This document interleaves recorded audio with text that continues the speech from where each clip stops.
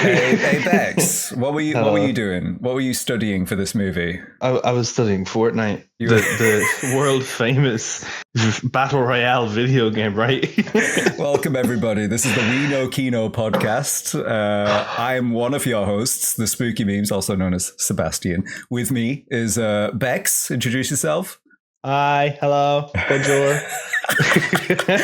And Steve, introduce yourself. Good morning, Steve. Evil Knievel. You're the German host, of course. Yeah. Central European, culture. You're adding a little bit of flavor, culture. Yeah. What's up, everybody? We're going to be covering an awesome movie today. Steve, you picked it, so you introduce it. Battle Royale. One of my all-time favorite movies. I mean, it doesn't really need that much of an introduction, because its influence in some ways felt in modern media. In everywhere you kind of look, movies, TV shows, video games. It's everywhere. The one that started it all, in my opinion. But I could be missing something that came before. But it changed the game, and I'm so excited to talk about it today. I just hope now I can do it justice. I know you both will, but I've got a lot of pages. Mean Fortnite wasn't the start of the Battle Royale era? No. Our players on Battlegrounds. Yeah. No, precursor. Was it maybe The Running Man? You know, Arnold Schwarzenegger? That's like a Battle Royale-esque movie, you know? When did that come out? Probably 87. 87. Yeah. That could be a show. This is what I think of. When I think of Battle Royale, I think of this movie. Yeah. You know what they call the Hunger Games in Japan? Battle Royale with cheese. That's a good one. That's a good one. How do Tarantino called this his favorite movie for a while. Anyway, I don't know if it still is. Yeah. I agree. This was one of my favorite movies. Once I watched it, I probably watched this movie as many times as I've seen all of the zombie movies that we talk about. You know? Yeah. But we don't talk about the sequel, or do we? I didn't even know it had a sequel until we watched this time. Have you guys seen the sequel? I haven't seen the sequel. You're saying that you've not seen the sequel? I'm saying that, yeah. I'm basically allowing my such opinion. movie buff. This is like the people who don't like Dark Souls 2. That's right. Exactly. I'm calling you guys out. The sequel is very interesting, and it would be amazing to talk about, actually, because it's so such a weird thing that happened there. The creator, the director passed away, but he gave the project to his son, basically, and his son tried to take over. And his son is actually the screenwriter for this movie, Kenta Fukasaku. By the way, we're going to be doing a lot of pronunciation of Japanese names. Mm-hmm. And they're probably not all going to be perfect. So we're going to do our best. I'll butcher them. I'll literally butcher them. I'm always bad. I'll be working on it. I stayed up till 5 a.m. working on my pronunciations. I've been to Japan multiple times. In fact, I've been to one of the places where they go in this movie. I'll point that out when we get there. But my Japanese, not great. It's been years. My pronunciation, I don't think, was ever good. So yeah, we'll try our best. We'll try. Okay, I think we're past the 2-3 minute mark where the algorithm tries to pick up any bad words. So I think we can actually start to discuss the movie proper now. Guys, personal histories with the movie, with the film. I'll go first because mine's real short, to be honest. Mine's just really short. I just remember when I was growing up, I must have been just into my teens, and I used to sit and watch movies on the free channels on Sky and whatever. And Film 4 had this movie up one time, and I was like, I'm going to throw this on. That sounds really cool, Battle Royale. And then basically any other time I'd see Battle Royale coming up on Film 4, I'd put it on no matter what. If I'd seen it, I was like, oh my God, there's Battle Royale. I'm going to watch it again. So I've probably seen this movie I'd say 10 or 15 times now. Like, I've seen it an awful lot amount of times. Bex, we maybe saw it at the exact same time because, growing up, early teens, Film 4, they were like, hey, we're showing this absolute classic of Japanese cinema here. And then I think they even quoted Tarantino saying how much he loved it. And my mum was like, "Hey, you love like anime and manga. You'll probably like this movie." So she put it on, and the first time somebody's neck explodes, she was out. But I stayed up and watched the rest of the movie. Yeah. And it was incredible. And I remember like the warning that Film 4 gave. I'd never seen a warning like that before a movie played. And it was just about the violence to I don't want to say the trigger words to young people, young adults. I don't want to say the algorithm trigger words. By the way, we are going to be talking about some crazy shit in here. It's so violent, so many different ways that the characters die, and just warnings for people. We talk about these movies all the time. So that was kind of my history. I instantly fell in love. I think this is one of the best teen movies. Mm-hmm. I would put it above American Pie. Dude, Where's My Car? This just like captures a sense of nostalgia for me, and also for a nostalgia that I never got to experience, which was Japanese high school in like the early 2000s, like late 90s. And so much of the media that I love is from that same era. That's my little history with it. I've seen the movie like 15, 20 times. I love it. It's dope. It is. It's a special. It's special. It's definitely. It shifts in and out of my like top 10 like regularly of all time. But just watching it again, yes, they just reinforced its spot there for me. It's back in. It's back in. Same like for me, I think. Like my introduction to it, unfortunately, is not as it's not as fun as that, because I didn't have Film 4. Like growing up, we only had like old Irish television. Terrible. We had like 3 channels, and one of them was purely in Irish 24/7. But my introduction was I remember going to the bookstore, and I remember being drawn to the Hunger Games novels. And I remember reading them, and my biggest takeaway after the second novel was, oh my God, just imagine this story but done better. So I remember just looking up like similar kind of like just stories to like I had read the books of the Hunger Games, and I think the first movie was just after releasing. And I was like, I need something like this, but just actually done more, like, in a better way.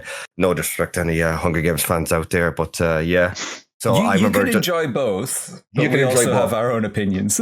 Yeah, exactly. Yeah. Like I prefer, I do enjoyed the novels, the Suzanne Collins novels. The movies are kind of so, but yeah, that's how I kind of found out about Battle Royale through that, by just typing, like searching up for like similar stories, and this was the precursor, obviously, to the Hunger Games. So a lot of the films we talk about have had remakes. And this film was going to get an American remake by New Line, but there was the Virginia Tech massacre happened, and that like halted production. They didn't want kids killing kids, obviously. And then the Hunger Games came out and was just so huge that producer Roy Lee said that the film would have been seen as a Hunger Games copycat. They decided just not to reboot it, even though they had the IP, they had the license. And that's pretty sad to me as a huge Battle Royale fan and not really a fan of the Hunger Games. I feel like Battle Royale, what it does better than the Hunger Games is that it's a bunch of kids who are all friends. They all know each other. The impact is a lot more. It doesn't dwell on the politics. No. I mean, the politics is always there.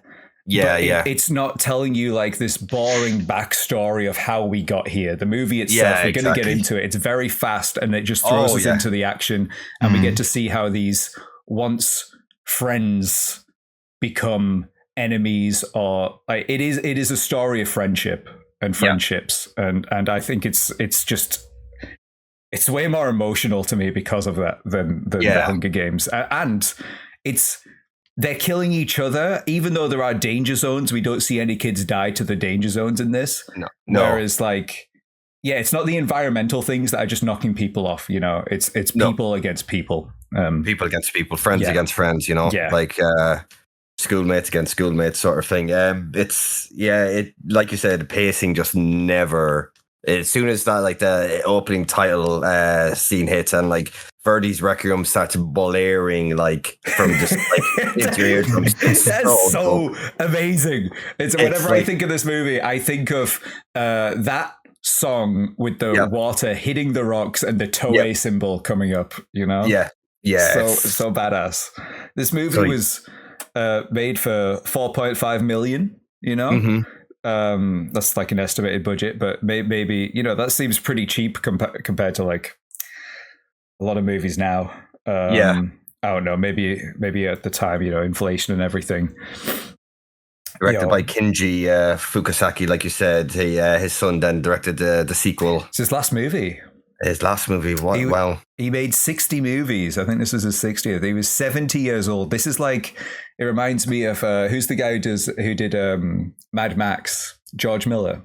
Miller, yeah. You know, he was like a 60-year-old making like just this incredibly energetic movie with Fury Road, and then a 70-year-old making Furiosa, making this super energetic movie. Then you've got this guy making like an incredible, just like visceral, extreme movie. You know, I've got a quote I'd like to read, which kind of like puts into perspective like. I was always thinking to myself, what kind of man would like make a movie like this? You know, what kind of person would do this? What would drive somebody to make a movie so brutal? And this movie was so controversial even before it came out. The novel, which came out in 1999, the Japanese parliament tried to ban it, which made it extremely popular, you know, Streisand effect. And then that happened with the movie as well. They wanted to censor it. They were worried about the effect that people watching this movie, what it would have on them, you know? Yeah. So this is what the director said. This is from Far Out magazine. I've quoted from them before. Pretty awesome. I immediately identified with the ninth graders in the novel Battle Royale. I was 15 when World War II came to an end. By then, my class had been drafted and was working in a munitions factory. In 1945, we were caught up in artillery fire. Up until then, the attacks had been air raids, and you had had the chance of escaping those. But with artillery, there was no way out. It was impossible to run or hide from the shells that rained down. We survived by diving for cover underneath our friends. Jeez, that's heavy. After the attacks, my class had to dispose of the corpses. It was the first time in my life I'd seen so many dead bodies. As I lifted severed arms and legs, I had a fundamental awakening. Everything we'd been taught in school about how Japan was fighting the war to win world peace was a pack of lies. The emotions I experienced then, an irrational hatred for the unseen forces that drove us into those circumstances, a poisonous hostility towards adults, and the gentle sentimentality for my friends were a starting point for everything since. That's like, so that's heavy. The quote goes on, but I think that just when I read that, I completely understood where the movie's coming from now. The themes of the movie now, that's the themes right there. Yeah. Wow. We'll get into it. We'll get into it when we get to the timeline even more so. But yeah, just gosh, that's the guy who made this film. I need to watch more of his movies. I've seen this movie my entire life. I'd never thought to go back and watch anything that he'd done prior. You know, this was always just this because Japanese cinema was not big growing up. You know, it was very hard to get your hands on things. It was a miracle that Film 4 decided to show this so Bex and I could watch it. Like I would have to spend hours torrenting like a movie just to see if it was like dog shit, you know? Yeah. and you're hoping as well that it was the right movie as well once and the download finished. Right subs. Like so many times I downloaded like a Japanese movie and had the wrong subs or really badly subbed. Oh man. Yeah. Okay, that's that's me done for my little notes before we. Oh, I've got the manga. Shit, let me pick it up. The manga's fucking awesome. Who's this by? This. Sorry, I am such a huge fan of this movie. Yeah. Okay, Kushin Takami and Masayuki Taguchi have done this manga. This is the Ultimate Edition. This is Battle Royale, the Ultimate Edition, and it's just a huge hardback manga, and it's so rude, and it's as a teenager I loved it. It's just full of sex and violence. Yeah, badass. Check that out. And check out the novel. Check out the audiobook. It's dope. Is the story close to the movie? Yeah, it goes into the characters in more detail because it's got more time to sit with each character. This film is so fast, but it manages to give you a good understanding of each character. So I don't feel like one is better than the other, although I do love the movie. I think it just flows well. There's one character in particular in this movie that we don't I'll cross the bridge, like I'll obviously get more into detail when we get to the scenes, but I would love to see their role. Like I would love to learn more about them, and that's why I definitely want to pick up the manga. I'll have a look online after we finished recording. There's a few different versions. I've seen one that's got really bad illustrations. So yeah, I'll point you in the right direction to this one because the illustrations are incredible for this one. Okay. Did you guys watch the special edition or the? I watched the special edition. Yeah, I think I just had the theatrical call. I completely didn't think when I was downloading. I was totally watching it legally.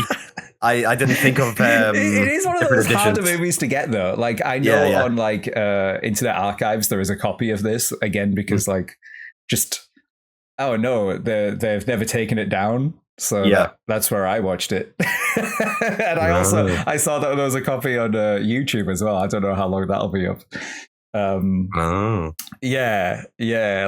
Like what we spoke about with Night of the Living Dead. These old IPs seem to have been like thrown to the side, you know, and they're just allowed to stay up there. Yeah, so anybody, like if it's once this episode goes live, go and have a look on YouTube and see if you can find go check it out. I do highly recommend such a watching good movie. This film, especially if you are a gamer, which I know a lot of our viewers are. Like the whole Battle Royale genre is huge, and it's you know, there may have been a few others before this, but this is the starting point, really. I think this is the huge influential movie that everything kind of springboarded off. Yeah. Do you guys have a favorite Battle Royale like thing? I know you've been playing Fortnite, Bex. For research purposes, of course. When it first came out, I really liked Fortnite. I thought it was like really cool, and it was like, oh, this is amazing. And then they started to get a little bit too big for themselves, and there was a lot of IPs coming in that got a little bit goofy. But now that I'm back into it, I actually think it's still great. I think enjoyed it.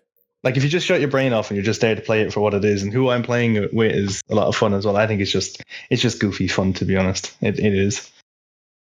I think there was a lot of like Battle Royale games that kind of came out at the same time, and they're all like everybody had their one.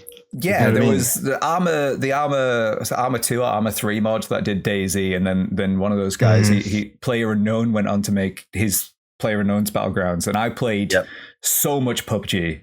I loved it. I went to tournaments. I almost won tournaments. You know, like one tournament I think I would have won, but our friend Krampus, he went to D&D instead of coming and winning with me. I was so sad. Oh, shame on you. Shame on you. Yeah. He'd never listen to this anyway. He'll never know. Nobody tell him either. Right? Everybody, you're allowed to shame him. If you see him, if you see him in our chats, shame him, but don't tell him why. He's gonna be so confused. I really liked Squid Games more recently. I think that was really cool. It was definitely a bit a bit long, overstayed its welcome, but that's that's huge influence from Battle Royale. So Squid Games and PUBG for me are probably like my favorite things to come since. I've never played Fortnite.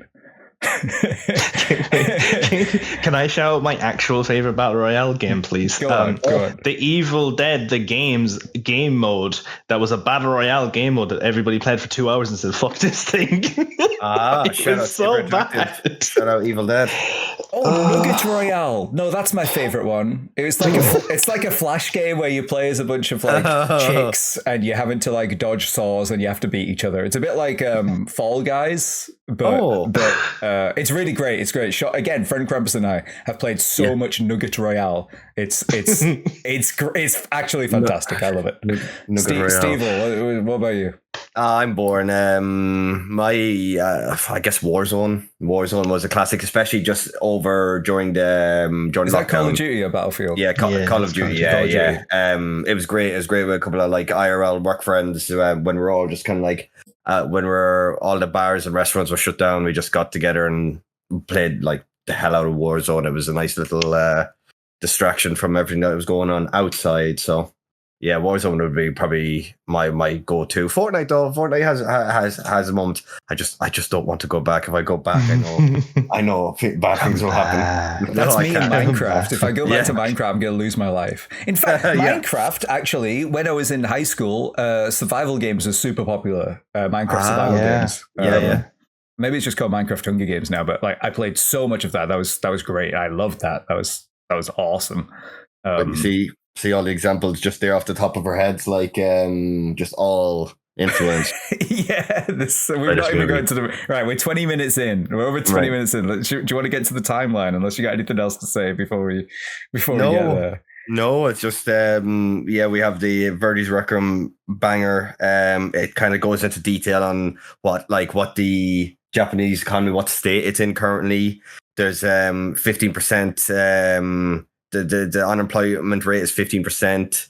There's 10 million people as of like that moment currently unemployed. There's up to like I believe there's 800,000 students in the country that's like just completely boycotting school, and that I think in like what have we got here? There's like juvenile crime rates are on the rise. And then it tells us, it kind of gives us a little bit of a kind of idea that the Mira, the introduction of Mira, which I believe is the Millennium Era Reform Act, if I've got that right, if I remember the acronym right. Battle Royale. Battle Royale, yeah. It's dope, and it's like this, like you said, this movie just operates at a breakneck speed. It tells you what you need to know. It gets like the information to you, and it spends no time kind of like dwelling on why this is happening. The movie's basically saying, here's what's happening, here's who's happening to, and this is how it's going to go down. It's like a zombie film. You throw these characters into the situation and you see how they react. I guess that's like maybe one of my favorite types of movies where I spoke about Fury Road before, but just throw them in. How are they going to react? And then we learn about the characters as that happens.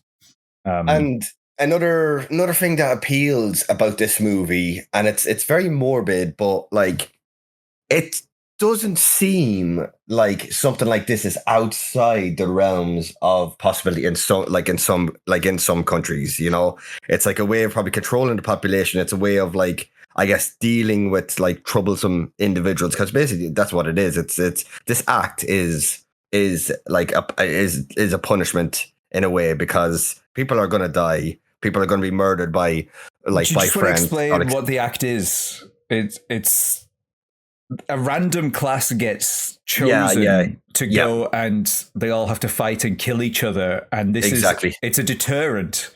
You know, it's random. If it's like in school where you've got like one naughty kid, and because of his actions, everybody gets held back, everybody gets punished. And yeah, it's a way of deterring bad behavior where then like, all right, if he's bad again, everybody's going to be a bitch to him. So, which hopefully he won't be bad. You know what I mean? Like, Exactly. I remember getting so furious at fucking shitty chavs in my class just being dickheads, and then I was punished for it. You know, so on a way bigger level. Oh, hey, if I'm a delinquent, there's the chance that I'll be sent to an island where I have to kill my friends or get killed. You know, like that's pretty terrifying. And yeah, that is the Battle Royale. The what do you say? The Millennium Education Reform Act. Reform Act. Yeah. Oh, it's Millennium Education. Yeah, I thought it was ERA for some reason. Maybe my translation. Maybe difference in subs we're going for here. Yeah. This. God, so you get that as the white text on the black background. There's a lot of that comes on. That just kind of tells us how things are going. And we open up on some real shocking imagery. Again, this is the way to, if you want to make a very successful movie, we've seen it now with Dawn of the Dead. You know, we always talk about these... the similarities we notice. We've had the cars going up the mountains. Yeah, and now we've got the journalists interviewing. So you know this little girl that's she's holding a teddy bear, and she won the previous year's Battle Royale. Yeah. Oh yeah, like she looks like a young. She looks young, and she's just there. She's like kind of cuddling into like stuffed teddy. And she's just covered in blood, not head to toe, but like there's blood on her that's obviously not hers, and she's just sat in the back of a vehicle, and all these journalists are just gobsmacked that she's been declared the winner. The game she took place. They're reported on it. It's like, yo, this little girl just won this Battle Royale, guys. Everybody watch it on TV. She survived. Everybody else, 2 days, 7 hours, and 43 minutes was the duration of the previous game. And I don't think there's ever been any prequel material to say how she won. Maybe there is out there. If you know, send it my way, because I'd love to see what a story that must have been. Yeah, like how she did it, and it's kind of like it's shock value, but it's done in the right way. It's because we know games like these are happening. We know because of the introduction of the act. And it's like, and here's the grim reality that like someone like this has survived and murdered basically all of her classmates. Or like she's outlasted all of her classmates. Like there's been death around her, and she's just there, like as the camera kind of pans to her, she just like raises her head and she smiled. And you're like, whoa. It's the smile is so creepy. I'm getting like huge Ringu vibes when I see her. I think she's like literally the poster child. Whenever you see like this movie, she's there. It's her picture. Yeah. It's either her picture or the Scythe Girl's picture. Oh. You know, where she's, the Scythe Girl. We'll get to that later. And the class picture as well. Yeah, the class picture's good. Damn. My thumbnail picture was exactly this shot already. I was like, this shot is so sick. I'm going to use this for the thumbnail. Because I've got a good one in mind for the actual video image. Like, that's great, guys. There's so many like kind of iconic shots that we can use. We're spoiled for choice. So I asked you earlier if you'd seen the special edition. We'll find out if you have or not, Steve, because they added the director went and filmed another 8 minutes that were added into the film, and it's mostly flashback sequences or dream sequences and basketball stuff. I don't know if that's in the original, the basketball stuff. There's a lot of basketball stuff. Yeah, I think there's more in the other one, because like I was saying to Steve just before we start recording, when I was rewatching it, I didn't remember there being as many basketball fucking scenes as I had seen. So maybe it is, maybe this I might have just misremembered, but I thought there was more basketball scenes. I think the only time the movie slows down is those scenes, but there's definitely a point to it and there's a purpose. So that's fine. Yeah, that's good. Then we move from that to Shuya Nanahara. He's having a rough start to life. He's our protagonist. Dude. Yeah. It's just awful. Do you want to take it?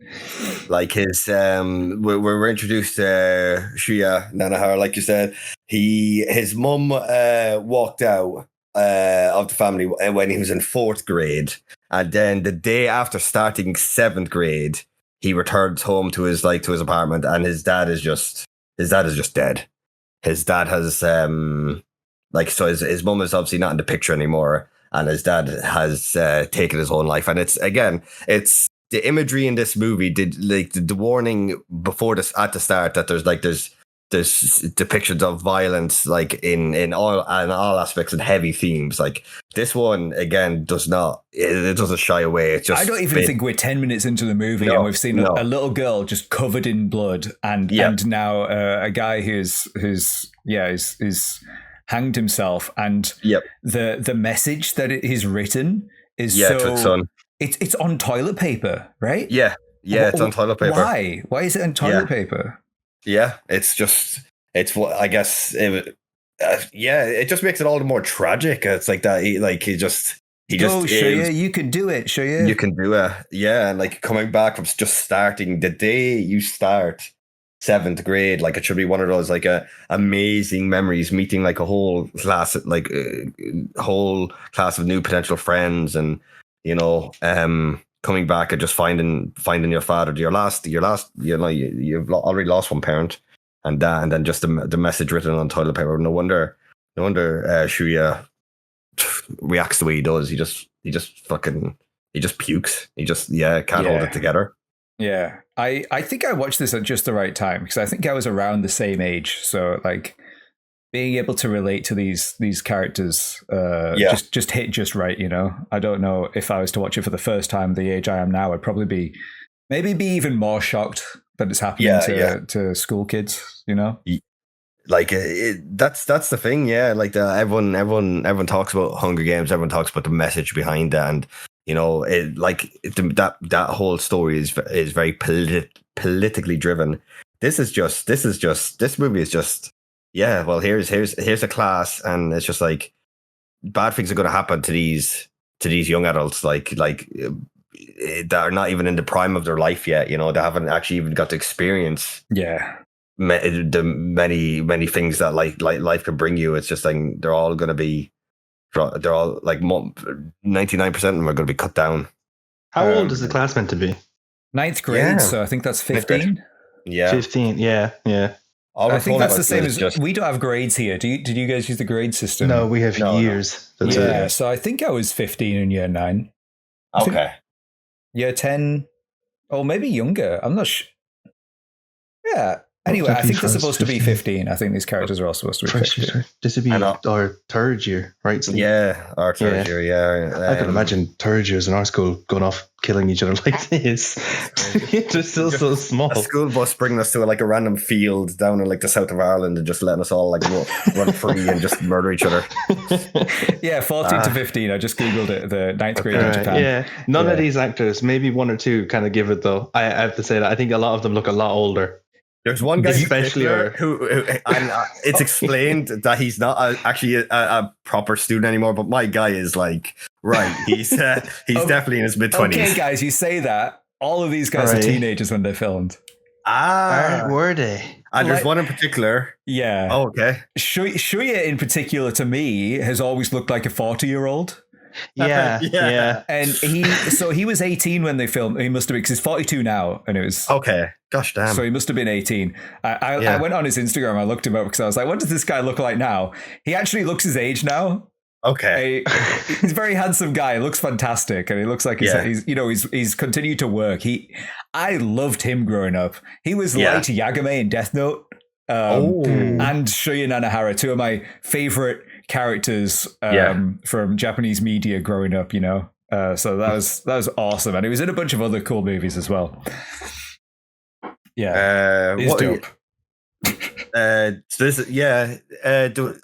missed basically every time, like, and I'm kind of like kind of speaking about my notes. That's all I get in these opening scenes. I get the flashback of Shuya, like with like kind of his like little backstory, and then we immediately cut to the class, and that's where we are. That's where we're at. Okay. And this is Class B. That's all we're told It's basically this class itself is class B. If I miss anything there, I'll point it out if you miss anything. I've got some pretty. How many pages of notes you got for this? 21. I think I'm around the same. Yeah. And like my last 3 or 4 notes is absolutely like I literally ran out of paper and I had to just write on I had to write in the inside of the hardback at the cover. Oh no, you need a new pad, a new jotting pad. Whoa. I need new quills and I need an ink jar. It's like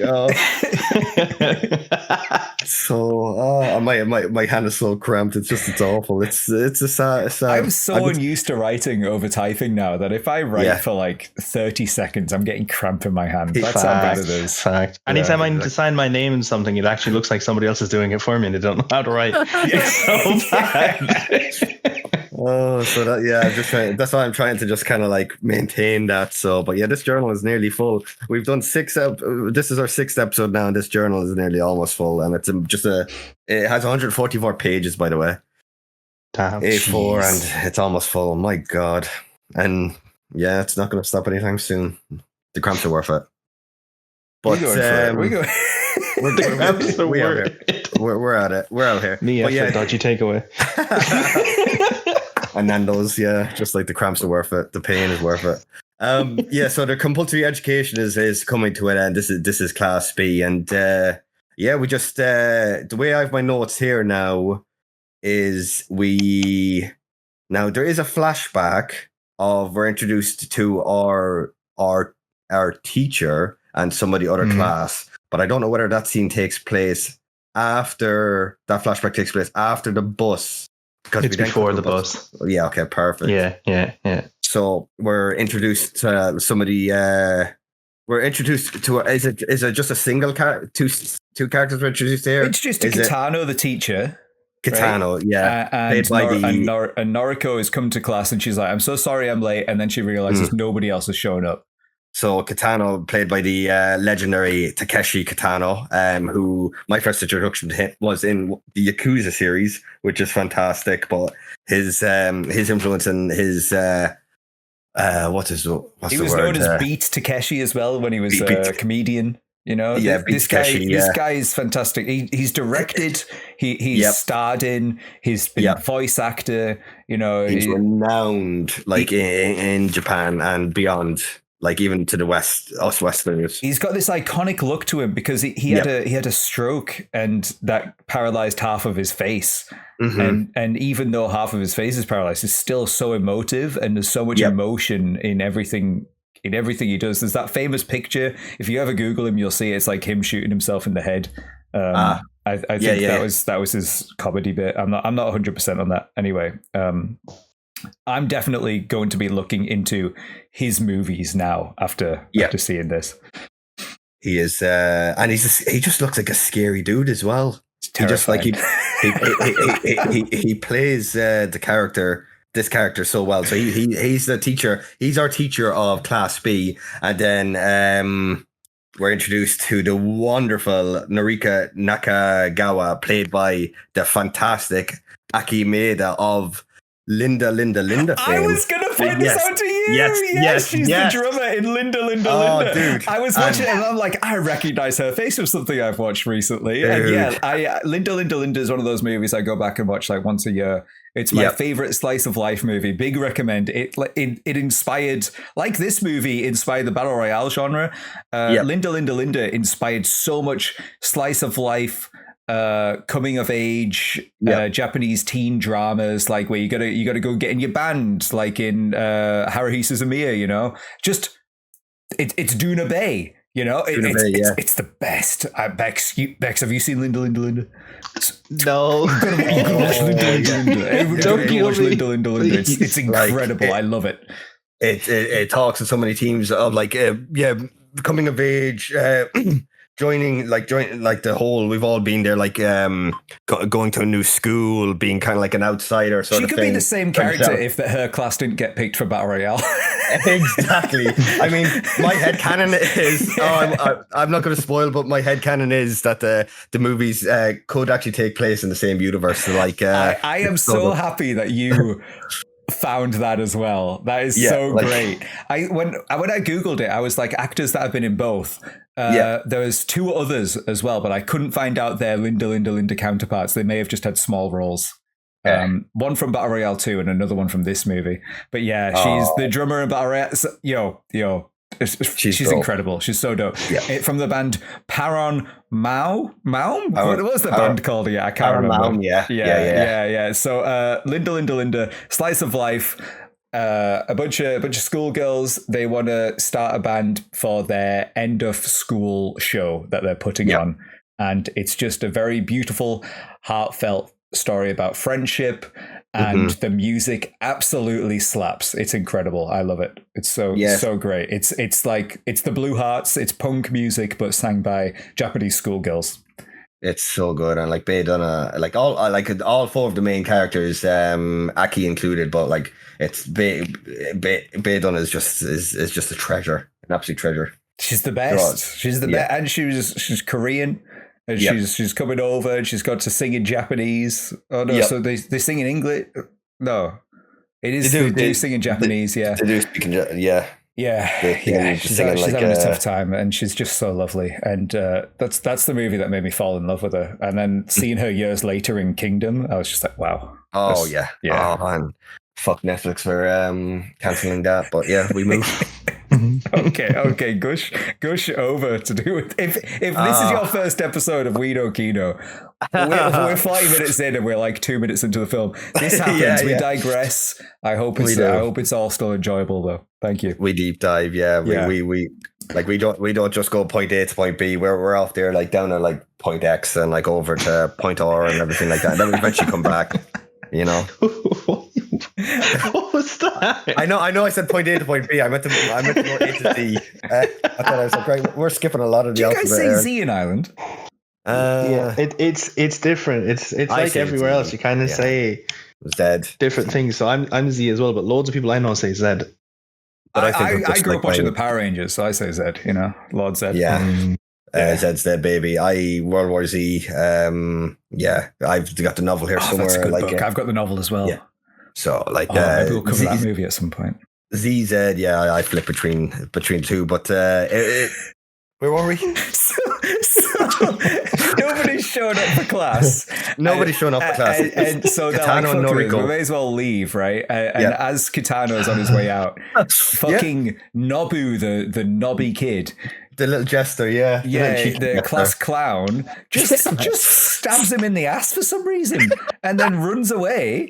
What a lovable little rogue, and shanks him in the corridor. He drops the knife, and then Noriko, the one student who actually likes this guy, just grabs the knife and hides it, so there's no proof.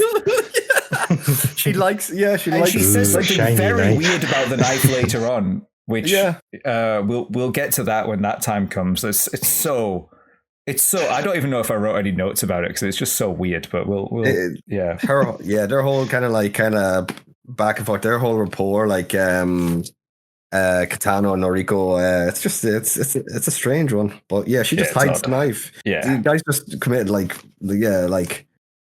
assault he stabbed him in the ass in the school corridor and just runs. He almost does it like he bumps into him and just shanks him and then just runs off. That's maybe he wasn't doing. Maybe he was just running with a knife. Never run with your scissors out, guys. That's what they teach you. You might accidentally stab someone in the ass. It's like and then it tells us that he stopped teaching after that. He was like, screw this. His heart wasn't in it anymore. I can't blame him. It's not worth it. But I've nothing here then. So like that's the scene then that cuts to the basketball, right? No, okay. I'll let one of you take that then. Yeah, because I don't. Wait, have you not got basketball here then? No. They definitely did add more basketball scenes then. Yeah. I've got nothing. I just cut. They really didn't need fucking basketball scenes like this then. It makes no sense. Okay, we see the kids playing basketball and they're all celebrating together before they go on their big school trip, right? Yeah. And we get to, but what it is nice for is, whereas in the theatrical cut straight to them going on the trip, I think so anyway, we get to see the class working together and actually acting like normal teens before what is about to come, you know? It's friendships, it's school crushes, it's your slice of life moment before the horror and dread that's ahead of us. So yeah, that's basically it. That's the basketball. And then it cuts to they're now on the bus and they're going on I think it's like a mandatory trip that that they're all going on, which when my class was bad, we would get trips cut from us. We wouldn't be put on trips. But I guess if every year grade 9 class in the country gets to go on a trip, then yeah, it is likely that this is how you select your Battle Royale choice. So now we cut to the bus and it's just again a bunch of kids. They're all laughing and like joking and playing games. They've got a new teacher. He looks a lot like the guitarist from my favorite band, Tokyo Jihen. Check out that band. That band is also referenced in Sheena Ringo, the singer, is referenced in Linda Linda Linda. God, I love Linda Linda Linda. Yeah, it's so good. we get Nobu is his name, right? Shuya's friend. Nobu's got a crush on Noriko, and she's made them some cookies, and they all take a picture together. But like in The Omen, Nobu's head is half cut out of the picture. He's not in frame of the picture. Yeah. It's just Shuya and Noriko, and there's a reason for that, and like they're all just like. I feel he has a crush on her, so like she approaches. Does she approach both of them, or is she kind of like they're both sitting together? I think, right? Yeah. Does she address Shuya, and then she's just like, oh, you want a cookie? Or got her friend Megumi's there with her as well, so they're kind of like they're like the 4 kind of characters we're introduced to of just the 4 students we're introduced to by name at this point. Shuya has definitely got Japanese main character syndrome. Where every woman wants in his pants.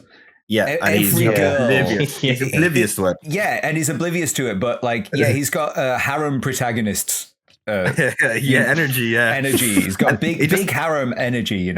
Yep, and he has no clue. As like every girl's going to be into it, and even the guys, they all think he's a cool dude. Yeah, and he's just vibing. He has no clue. He has no clue what's really going on about him. He's traumatized as well. He's an orphan basically at this point. That's true. He's a very nice guy for having such a rough start in life. Yeah. And then that's quite short, and they all start to get knocked out. And when I was watching it with my mum, she was still watching it at this point. We tried to watch the movie again together, and I was like, Mum, you're not going to enjoy this. You're not. She used to be a teacher. I'm like, you're definitely not going to enjoy this. And she was like, no, it'll be fine. I'll just look away when the bad parts happen. Right. Well, you're not seeing much of this movie. So she's still here at this point, and she goes, "Oh, did the cookies knock them out?" And I'm like, "No, it looked like that, but no, they get gassed, right?" The way that scene is done, they give out the bag of cookies and they start eating them, and then all of a sudden it cuts to them all asleep, and I'm like, did one of the kids just like poison everybody as a prank or something? Like, what the hell happened here? A class prank, just poison the cookies, We see this mysterious lady in pink, right? Yeah. And because Shuya wakes up and he notices the rest of the class is knocked out, and she just walks up to him and knocks him out. We never see her again. Never see her again. She's got such a cool outfit, but that's her gone. Her purpose is just, he wakes up, everyone else is asleep. She has a gas mask on, and so has the bus driver. So that's kind of like our way saying, so that's how that explains it. Because you would be forgiven for thinking that it was just the effects of the cookies. Noriko is an evil genius who's knocked out all of her class. Or a really bad baker. One or the other. Or a really bad baker, yeah. But he's knocked out, and then they're brought to the desolate, the remote facility. Remote facility. They're all kind of like carried off the bus and transported out to a really cool island here. It's actually I'm pretty sure it's abandoned in real life as well. I was looking up I was trying to figure out which island it was. I was looking up the background on it, and yeah, like people just couldn't get jobs, so they all left and went to the cities on the mainland. The mainland, yeah. And it's a very beautiful place. Like, oh yeah, there's lots of fan blogs went back when they existed from like the early 2000s that I saw of like fans going and visiting. So that was really cool. Yeah. Wait. They arrived in a bus. Wait, hold on a second. My head is just connecting a little dot here. They arrived in a bus, right? Yeah. What game do you arrive in a bus? to Battle Royale. So technically, that bus was the battle bus of this movie. The battle bus. Do you think Shuya thanked the bus driver before he got off? Maybe. I don't know if Bex watched this movie. I think he might have just played Fortnite the entire time. Exactly. I mean, it's all molded in together. It's all together. It's Bex is like, and then Magneto walked out and he fought against the power armor suit from Fallout. But this is all I know is watching you playing Fortnite. Every single day in this scene, I'm thinking of an IP character that's in Fortnite in replacing their dead bodies. Yeah, if you get the V-Bucks version of this film, it's every character's replaced with a different IP. A different IP. Yeah. It's very colorful. It's very uplifting. Everyone's got the rainbow glider. Paul Atreides fighting Black Panther, and The Rock is there. Yeah. You've got Dwayne Johnson and you've got Black Adam. It's like, just do this. Okay, so they're all waking up in this class, and the camera instantly shows us that there's a couple of strangers in the class as well. Yeah. They look pretty badass. I love their designs. They're awesome. Yeah, two good characters. Yeah. And Takano walks back in, right? The old teacher, and they're all like, "What the fuck? What's he doing? Why are we here for one? There's soldiers everywhere, and then our old teacher's here. Didn't Nobu stab him in the ass and get rid of him?" Oh man, I'm glad we don't have to focus on a particular character that we're talking about here for too long, because every time you say his name, I'm just reminded of my horse from Ghost of Tsushima. Like, I call like one of the names you can pick for I think you can pick Cage, you can pick Spirit, or you can pick Nobu, and I'm just like, oh, okay. I can't focus on the name too long without thinking of Ghost of Tsushima. You should play it again. I should play it. We should all play Ghost of Tsushima. We should all go do that. And then I hear the FromSoft fans screaming, yes, Sekiro is my favorite game as well. I love it. Yeah. Okay. The uniforms are awesome. I always wanted blazers when I was in high school, but we just got like really boring jumpers. We didn't get any of that. Did you guys have uniforms? We had uniforms. Yeah. You guys had uniforms? Ugly, heavy jumpers as well. Yeah, very ugly. They were literally made of like just raw sheep hair that was just stitched together. Like the rashes I would come out with by just wearing that, like on any exposed part of my body. Like if I didn't wear a shirt or to school that morning, it's over for my neck and my arms. You know what's weird? In our last year of high school, we were allowed to get better quality jumpers. Yeah. At the same type. Like, they're still uniform, but why couldn't we have just worn those jumpers the entire time? We had to wear these scratchy ones for years. Yeah. It was awful. Like, whatever the Irish educational system just handed these jumpers out. They were rancid. They were heavy. They were itchy. And you stood out like a fucking sore thumb as well. Like, blazers are so cool. I love a blazer. I love a blazer. So Teach is still really pissed off at Nobu. Yeah. You know? Yeah, he focused. He actually singled him out. Yeah. Yeah. And today's lesson is you kill each other off. Yeah. These children are paying for a law that they could never have voted for. Exactly. Actually, they wouldn't been old enough to have any say. And this distrust of adults and the quote I said at the beginning of the movie where it's like these kids are paying the price for the stupid adults in charge above them. Like that's the whole theme of what is surrounding Battle Royale here. Yeah, the BR Act. This is where Kitano actually states outright that the BR Act has been brought into effect. he mentions that their new teacher that we saw short like for he's previously dead. He was killed. He was against the BR Act. He was, yeah. So he's dead, and they show him dead just to shock you even more. Yeah, and like, again, my mum's she's almost walking out the room at this point, but still, she's still hanging in. What I love is the old trolley, the old TV on the trolley being wheeled in to the room. How many times? I wonder if like kids nowadays have the TV trolley combo or the overhead projector combo on the trolley. Yeah. That was a thing growing up where for some reason this was just the way that all classes decided that TVs would. That's the way you consume television in class. Yeah, just a rickety old trolley, big CRT television, just like terrible picture quality and just awful audio, and just watch this now. Are we aging ourselves right now again? By saying this, because now I'm curious. Do kids have TVs rolled in now, or what happens? Well, no, they've got big smart boards, right? They have, yeah. I think so, yeah. So you just watch anything on there. Mm-hmm. Projectors built into the ceiling as well, right? Yeah. They started to come in just as we were coming out of school. God, I'm old. I hate it. You're the youngest here, Max. I am, and that's saying something about the two of you guys. I was catching the end of the technology coming in. I'm feeling old. We were wearing the golden era. We got to experience that. We got to experience it. But I didn't catch the teacher's name, but yeah, he's the new teacher's name, but he's unimportant to like. He's shown there that he opposed the BR Act. He's murdered. Kitano has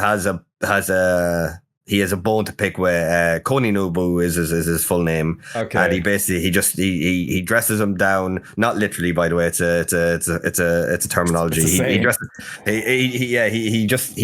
puts him on blast in front of the whole class. And he says about like, I told you you'd never amount to anything. I told you, school was a waste of time. You should stop attending. And then the kid just did. He was like, all right, then I just won't attend. But he had decided to come back for the school trip today. And that's what's like rubbing Teach the wrong way as well. It's like, you skip school and you misbehave, but you come back for the fun time at the end of the year. Like, you piece of shit. Yeah. And this whole time, there's a girl that's like whispering. Yeah. Right? And he keeps telling her to shut up. It's like, I'm talking, shut up, stop whispering, Yeah. And she doesn't. And so the teacher, he throws a knife directly into right between the eyes, right in the forehead. And the look of joy on his face as the camera spins around him and everybody's fucking losing their mind. Yeah. There's some really great camera work in this movie. It's maybe a bit understated because like it doesn't stand out, but it does. You're always aware where everybody is and what's happening, which is very, very good. Exactly. That should be the bare minimum, but it's not. So that's great. Yeah, we've got the kids freaking out, and as the camera spins around him, he I think Nobu runs past him and he slashes Nobu. Mm-hmm. He's getting some revenge on this. Yeah, for the ass stabbing. And then the soldiers start shooting the ground to get everybody to behave, to scare them. And what is actually on this trolley is a woman who's explaining the rules of the game of Battle Royale. Yeah. And she's got the most 2000s outfit of all time. It's fantastic. I love it. The orange shirt, she's full of rings. She's got the neck. Oh, they've all got this necklace on them. I don't think we've discussed that, right? No, that reveal is after. The reveal. I think the reveal was before. Yeah, he Katana throws the knife. It's when they come into the classroom. Yeah, they'll realize themselves that they've got it on them. Oh, they wake up. Yeah. So the way that they're able to force these kids into the game is they've all got a necklace on that has a bomb in it. Yeah. So if they try to escape, or if they try to kill the soldiers, or try to do anything, to remove it in any way. Yeah, the teacher is going to blow them up, right? Yeah. And I think that also is, we never really explained how the danger zones work later on, but I think that if they're in a danger zone, their neck will just blow up. I have a cool conspiracy about I have a cool little theory about the danger zones that we'll get into later. In fact, the danger zones are shown in Battle Royale 2, so we'll see how that lines up with that. Yeah. Oh well, there goes my theory then. Okay. Okay. So, everybody's freaking out. I love this video, by the way. Yeah, she's dressed in like kind of like half military, bright orange shirt, and she's so enthusiastic talking about the rules. she's pretty cute. She's pretty awesome. So they explain the basis for every Battle Royale game here. Danger zone areas, pushing groups further towards each other. They learn about the neck bombs, and even before like they've got weapons, Nobu is freaking out, and there's a kid who's just like telling him to shut up because he can't hear the video. Again, this is all very real stuff. If you were in class and like a teacher was talking and there was a kid like making noise and like you're going to get in trouble, you're like, dude, shut up, yeah, man. Like you're gonna get all in trouble. You're gonna get all killed. Yeah. And they need an example to show how the necklace bombs work. So of course Takano picks Nobu. Yep. And I remember like thinking, because again, I was like similar age, thinking how my class would react to this, Yeah. And it's nuts. So Nobu's freaking out. And this is, we really see how fantastic Shuya Nanahara's actor is here. Because like, he just sells it to me. He sells the performance to me. It's not cheesy. It's just right. It's just more trauma dumping on the poor kid. Like, his best friend now. Yeah, because Kitano takes great pleasure in detonates the necklace right there in the middle of the class. And like, it's not like an instant thing. They know they're going to die because it goes ding ding ding ding, and then it's gonna fucking kill them. Man. And Shuya's like just like the Tatsuya's acting is just fantastic here. It's it really does sell it. The tragedy of it all. And what are we at this point? 10 minutes in? We're an hour into the podcast. Yeah. And in the movie, we're 10 minutes in. And then the last bit, actually, last bit I have a note before I go into what you two have is that we're told that this game will be 3 days. The island is abandoned or has been evacuated. It's 10 kilometers in diameter.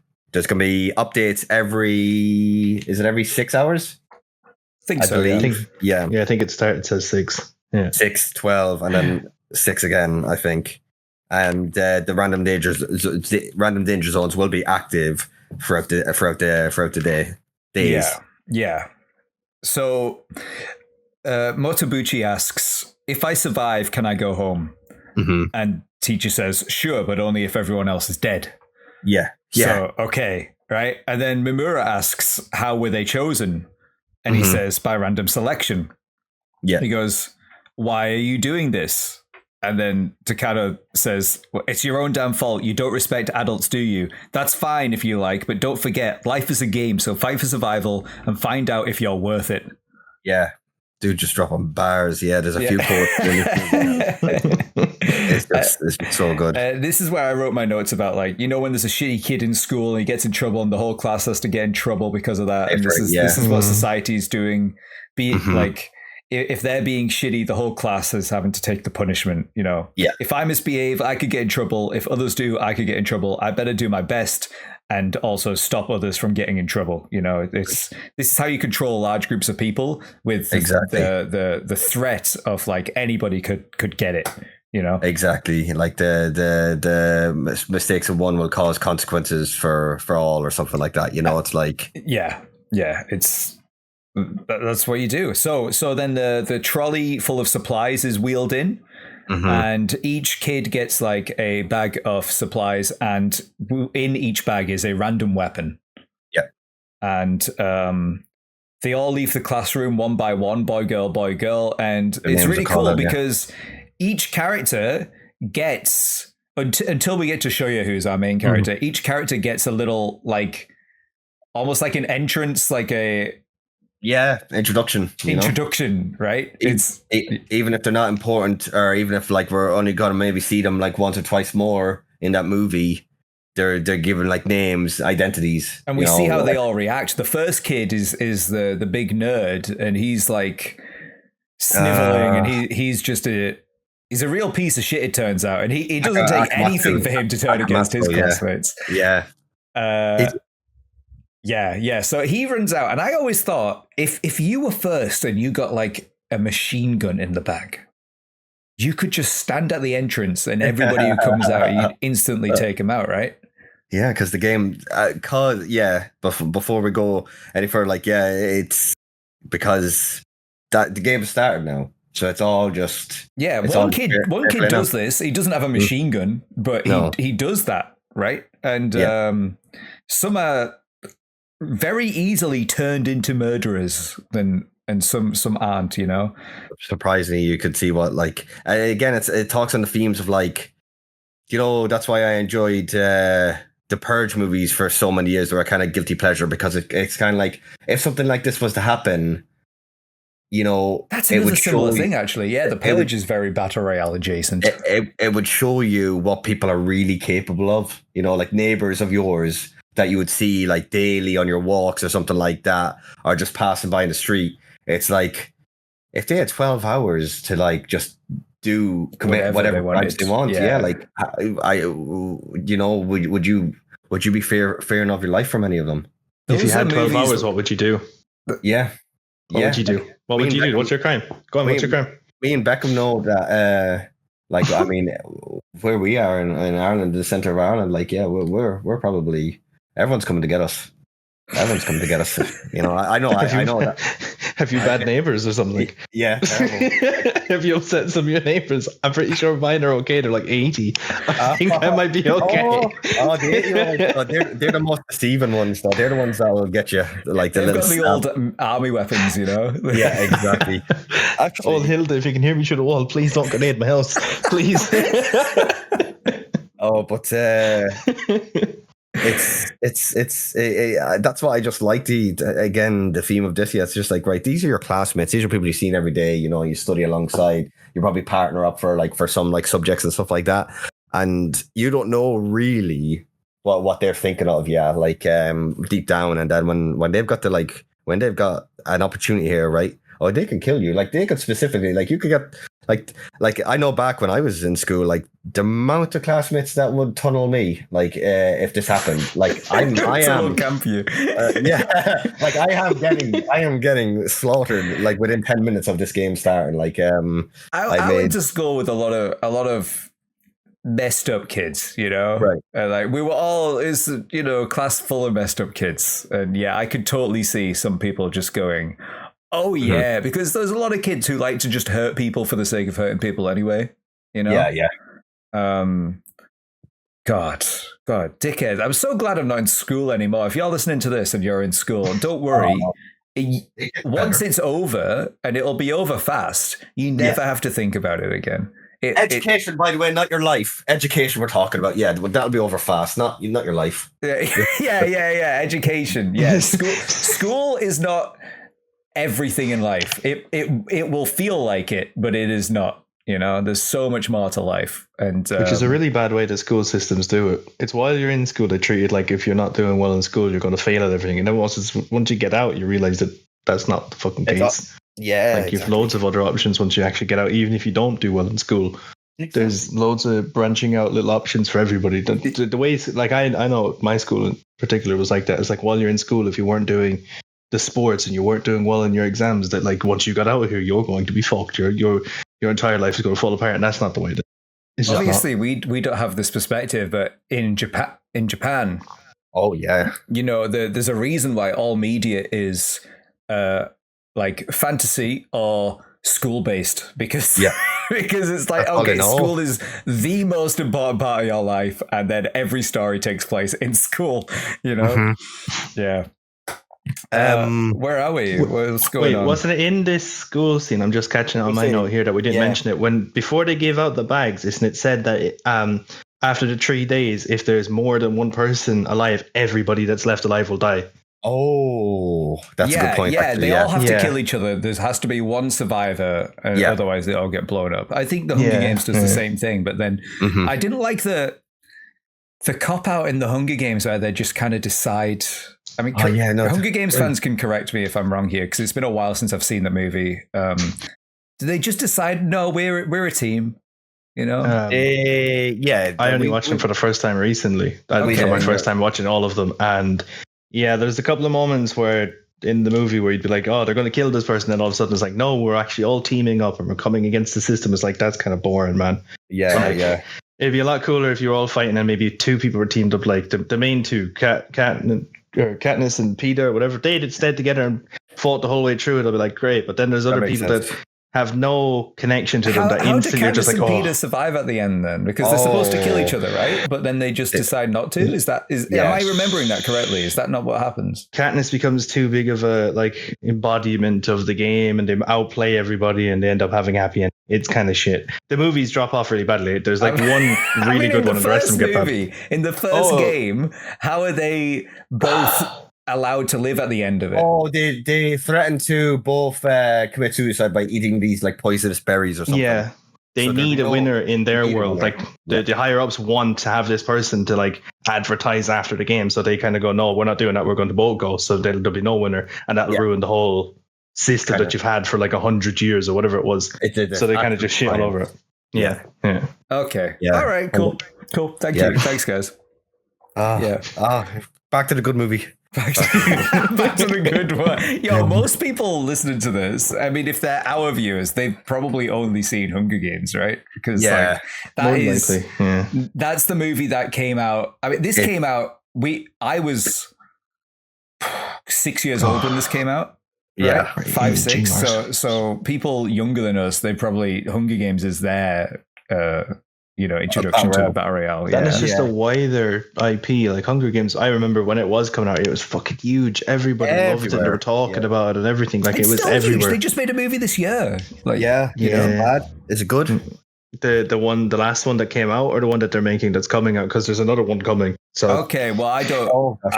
I tried. I couldn't get into them. So the last one that came out was fucking awful. Okay. We watched it together at one point, and Kat, one of my mods, is massive into the movies and whatever, and even at the end of it she was like, I didn't like any of what was happening in there, so it was really bad. Really bad. So there you go. It's still around. It's the quality has kind of dissipated in the last couple of years. Hey, Battle Royale license holders, if you're listening to this because you're trying to vibe and see if people still want Battle Royale, I'd love some more Battle Royale, please. Yeah, please. That'd be great. Give us some Battle Royale. Okay, so let's go. Some refuse the bag and the game outright. They're not going to take the bag full of supplies. They're like, fuck this, and they just walk out. And then we see the difference in the transfer students. Oh, dude, right. One's taking it really seriously, and the other one's just acting really cool, like it is just a game. So we're introduced, to them by name. We have Kuwata, who's taking it very seriously. He's got the dope. He's got the dope shirt. He's got the bandana on. The yellow bandana on his forehead. Yellow bandana. Yeah.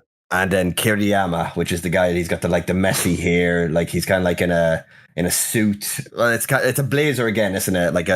And he looks like he's got the open shirt, the blazer, the jewelry, the messy hair, and he just looks like a bit of the stereotypical kind of pretty boy sort of thing. I don't know if this is a thing in Japan, but say you're a transfer student, you just wear your previous school's uniform until you get a new uniform, right? Right. That's what's happening here. That's what happens in Persona 5 anyway. You just go and they're like, we don't have your correct uniform yet. You just wear your old uniform. Just wear whatever. So weird. In Tokyo Drift, all of Oh no! Okay. We'll get to that later. Oh no! I'm kidding. I'm kidding. Maybe another podcast. If somebody in my school showed up in their old uniform, they would have got bent the fuck up. Yeah. If they'd have come in as a transfer, it's hard enough as it is to come in. Because I know a couple of kids that came into my year that ended up not really fitting in because they were trans. If they came in their uniform, they got bet the fuck up. Especially for if it. it came from some like posh school as well. Yeah, it's so hard to transfer. In year 12 or year 11, like the last year or the first year of sixth form, I remember a bunch of homeschool kids that came in. Yeah. And they had it rough, you know? Yeah. And they weren't as socialized as everybody else. They were very nice, but you know, that's a rough setting to just join, you know? Yeah. So these two, Kawada and Kiriyama, like they might go down as some of their transfers a little different circumstances, but nonetheless equally just like morbid that these two are here now to take part in the games. We're not really. Is it one of the kids like whispers like, "Oh yeah, apparently like some kids just join because they want to murder people," you know? Yeah. It's crazy, and that's an interesting. So that's our idea of what these two are in for. Yeah, because Kawada does he just bolts out of class. He's head down. He's doing his like just he's taking this proper seriously. He does, and then as the other transfer student is grabbing his stuff, Kawara comes back in. Yeah. Throws the bag on the trolley and is like, "That's not my bag. That's my bag." And he takes another one because he's probably seen what shit weapon was in it. You know? And he's like, "I ain't doing this." And I'm just like, "Wait, you can do that? Okay." Well, he did it, yeah. And he was just like, nobody batted an eyelid. Katana, all the soldiers just kind of like, right, go on then, pick another bag. And I guess we'll understand why he's able to potentially, you know, kind of like make that sort of call. But Becca, do you have anything here? I've just got everything you've written. Only I really like is it Kiriyama is his name? I really like him. He's like full on anime villain type character. Even the way he looks, he's so sick. He's so later good. He literally turns into the Terminator. Like this guy's he is Michael Myers level, you know? Michael Myers with a gun. This guy. Like, oh man, it's so good. Like he's so edgy.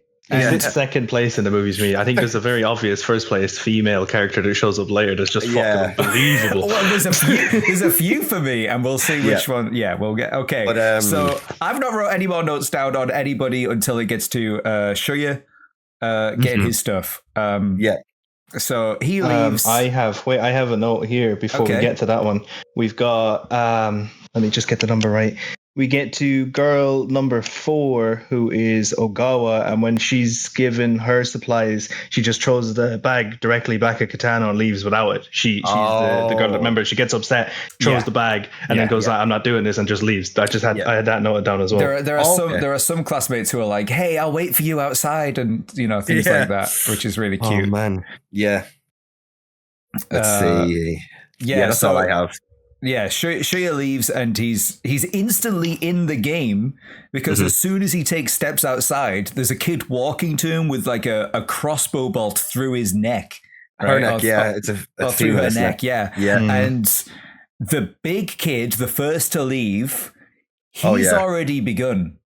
Yeah. He's got the crossbow and we see the names of the deceased like pop up on the screen and I'm like, oh, that's like a video game.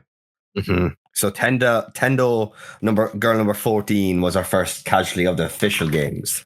So obviously we lost girl number 18 and we lost Nobu. Yeah. So there's 42 students obviously in total at the beginning. There was 40 as the games then began. Yeah, Tendo was our first casualty. Akamatsu then was the big burly guy who is just like, he kills her. In the manga, I think if I remember correctly, he's standing on somehow he gets on top of the door frame off the entrance to the school. Yeah. Mm. So he's standing on top of there shooting down, and like that's a pretty good spot to chill at. Yeah. That's a good camping spot. If he didn't have a crossbow. Something that shoots like and reloads so slowly. Yeah, exactly. But she's the first casualty. Then this whole bit is just so hilariously goofy to me because he kills her and then doesn't he kind of rush Shuya? Shuya's out by this point. Have we seen his weapon? We've not seen Shuya's weapon. No. So Akamatsu then kind of like rushes down to confront him or like and he trips or something, doesn't he? or does he drop the crossbow? Something happens, right? And then he starts to panic. He drops the crossbow, and one of his friends like picks it up and he's like, "Hey, isn't this your weapon?" And I thought, yeah, it's so goofy, man. It's so good. And then he ends up having to shoot the big guy because the big guy is just so violently freaking out. And then he's like, "Oh fuck, I've just killed somebody," and that's the beginning, right? Yeah. And then Shuya and Noriko find each other, and they go hide in a cave. This island is so cool. This is why Minecraft is such a good game for doing Battle Royale stuff, because it just follows, the island setting. And it's real. Again, I don't want to constantly criticize Hunger Games, but Hunger Games feels very fake to me. It feels very CG. This is a real island, is real settings. It all looks real. There's something synthetic. I mean, the fact that the way they keep you in the Hunger Games is like a big it's like a dome. You're inside a dome.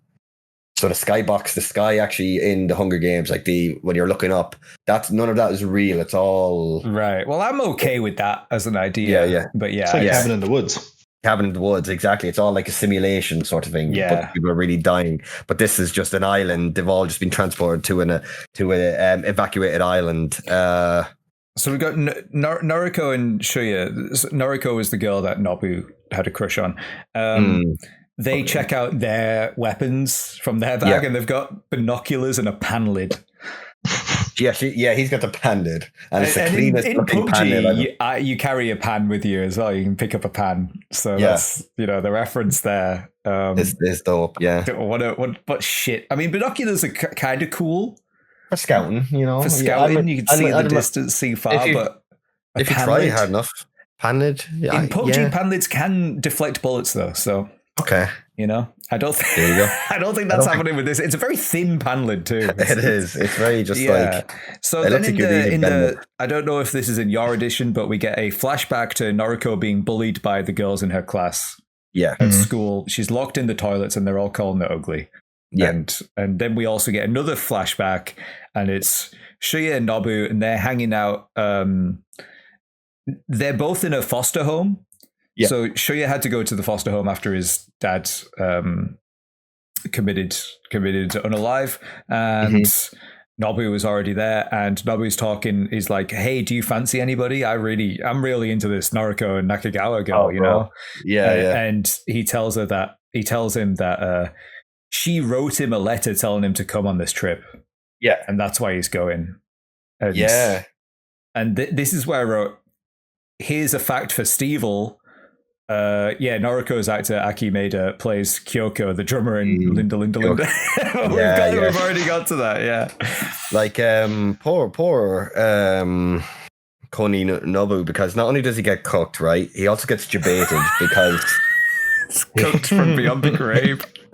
He's attracted to the girl that might not reciprocate his feelings. It's never really actually implied. He never gets to find out, though. He goes out in a horrible way, but at least he doesn't think that his best friend is going to steal his girl, Yeah, and he's aware that she invites him on the school trip. He's like, maybe she's just being nice, but it's nice to it's nice to be like kind of invited at the same time. So his best friend, like his crush, potentially, because it's very ambiguous. It's done in a really well way. It's done in a really good way. It's not outright stated. Yeah. So his crush likes his best friend, and then she invites him on a school trip that eventually leads to his demise. Yeah. Poor guy. Poor guy. I mean, he was potentially violent and stabbing teachers and stuff like this. That's true. Yeah, that's true. Poor guy. Becca, Poor taste on her behalf to be liking the guy, or at least being friendly with the guy that's stabbing. No, but I mean, like to be friendly. I mean, not to fancy. Oh, she did make him cookies. Yeah. She did make cookies. To be nice to the guy that's stabbing teachers. She did hide the knife, so she did kind of aid and abet there a little bit as well. That's true. She's helping him out. Well, talking about the cookies, the next scene is Kitano just lying down. Is he lying down on the sofa and is just eating the cookies? Noriko's cookies? He's just sitting back. His kind of head is looking up the ceiling and he's just enjoying the cookies. Like one of the soldiers is like, "Oh, cookies," and he slaps his hand away and grabs the cookies. Cookies. Okay. So is he at higher rank than all of this military here, all the soldiers? I guess so. Because he bosses them around, right? Does this happen with every teacher that they're in control because it's their class?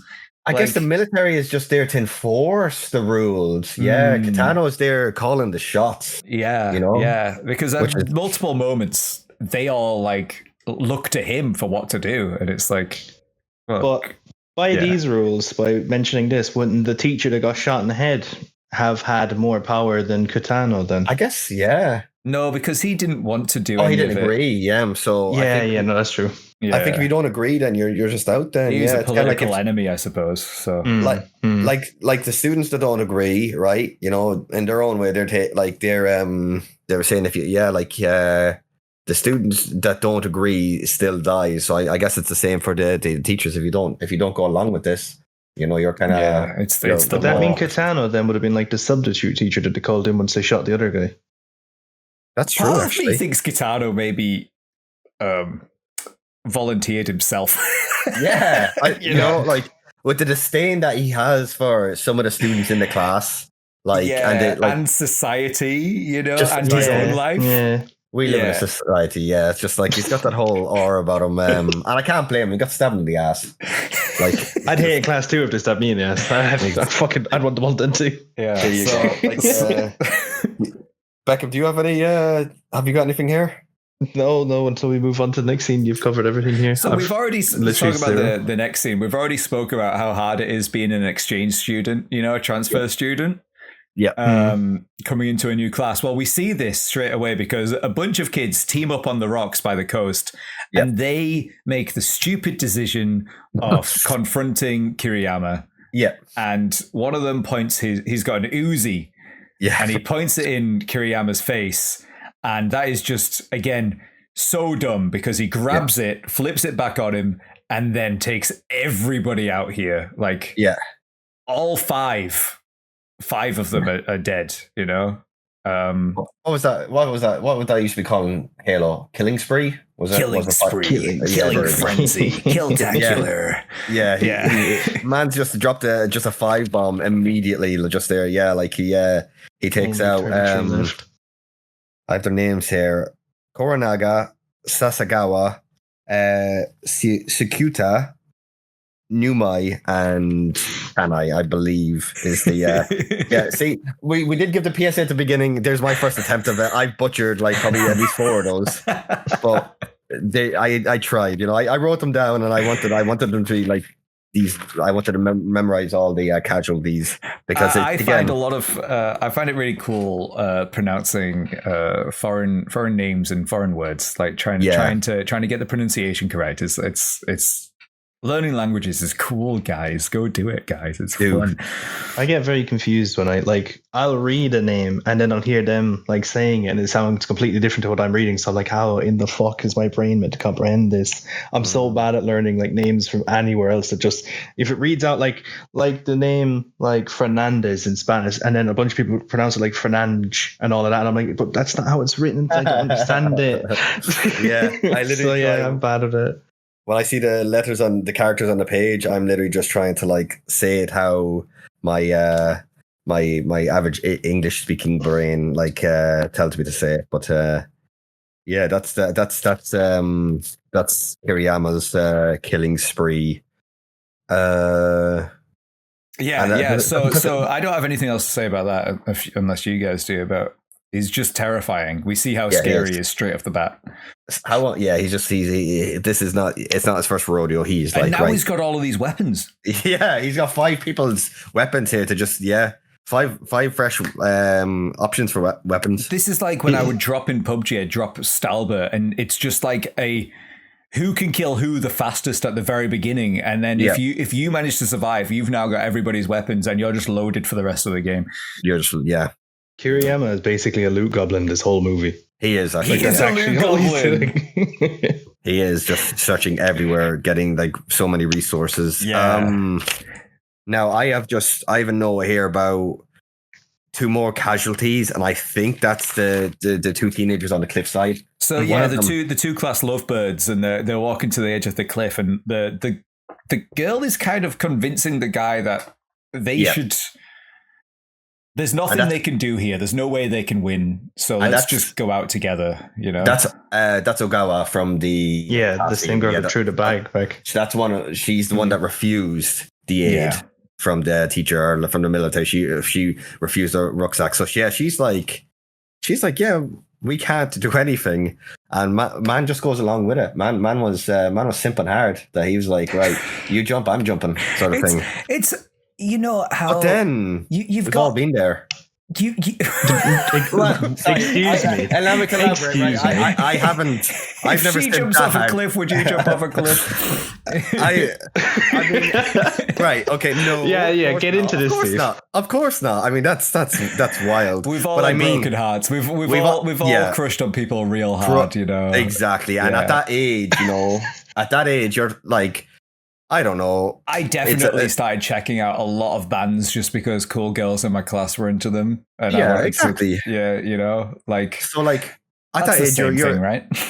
It is actually in a way. Because it's like you're at that age, you're kind of love struck sort of thing, or you're just like, and it's like, oh, the pretty girl is like talking to you, and you're like, right, whatever she wants, I'm I'm going to go along with. You want to impress her, not to the extent that you'll end your life for her alongside her. It is probably a better death than what if fucking Kiriyama gets a hold of them, Yeah. Like if Kiriyama, it's done. So like he kind of goes out, but it once again plays into these are only teenagers, they don't know really any better, they've been put in this traumatic situation.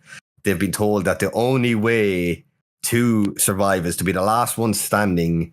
And kill everyone else involved. Yeah, there's two ways they're leaving this island. Yeah, one is death, and one is you kill.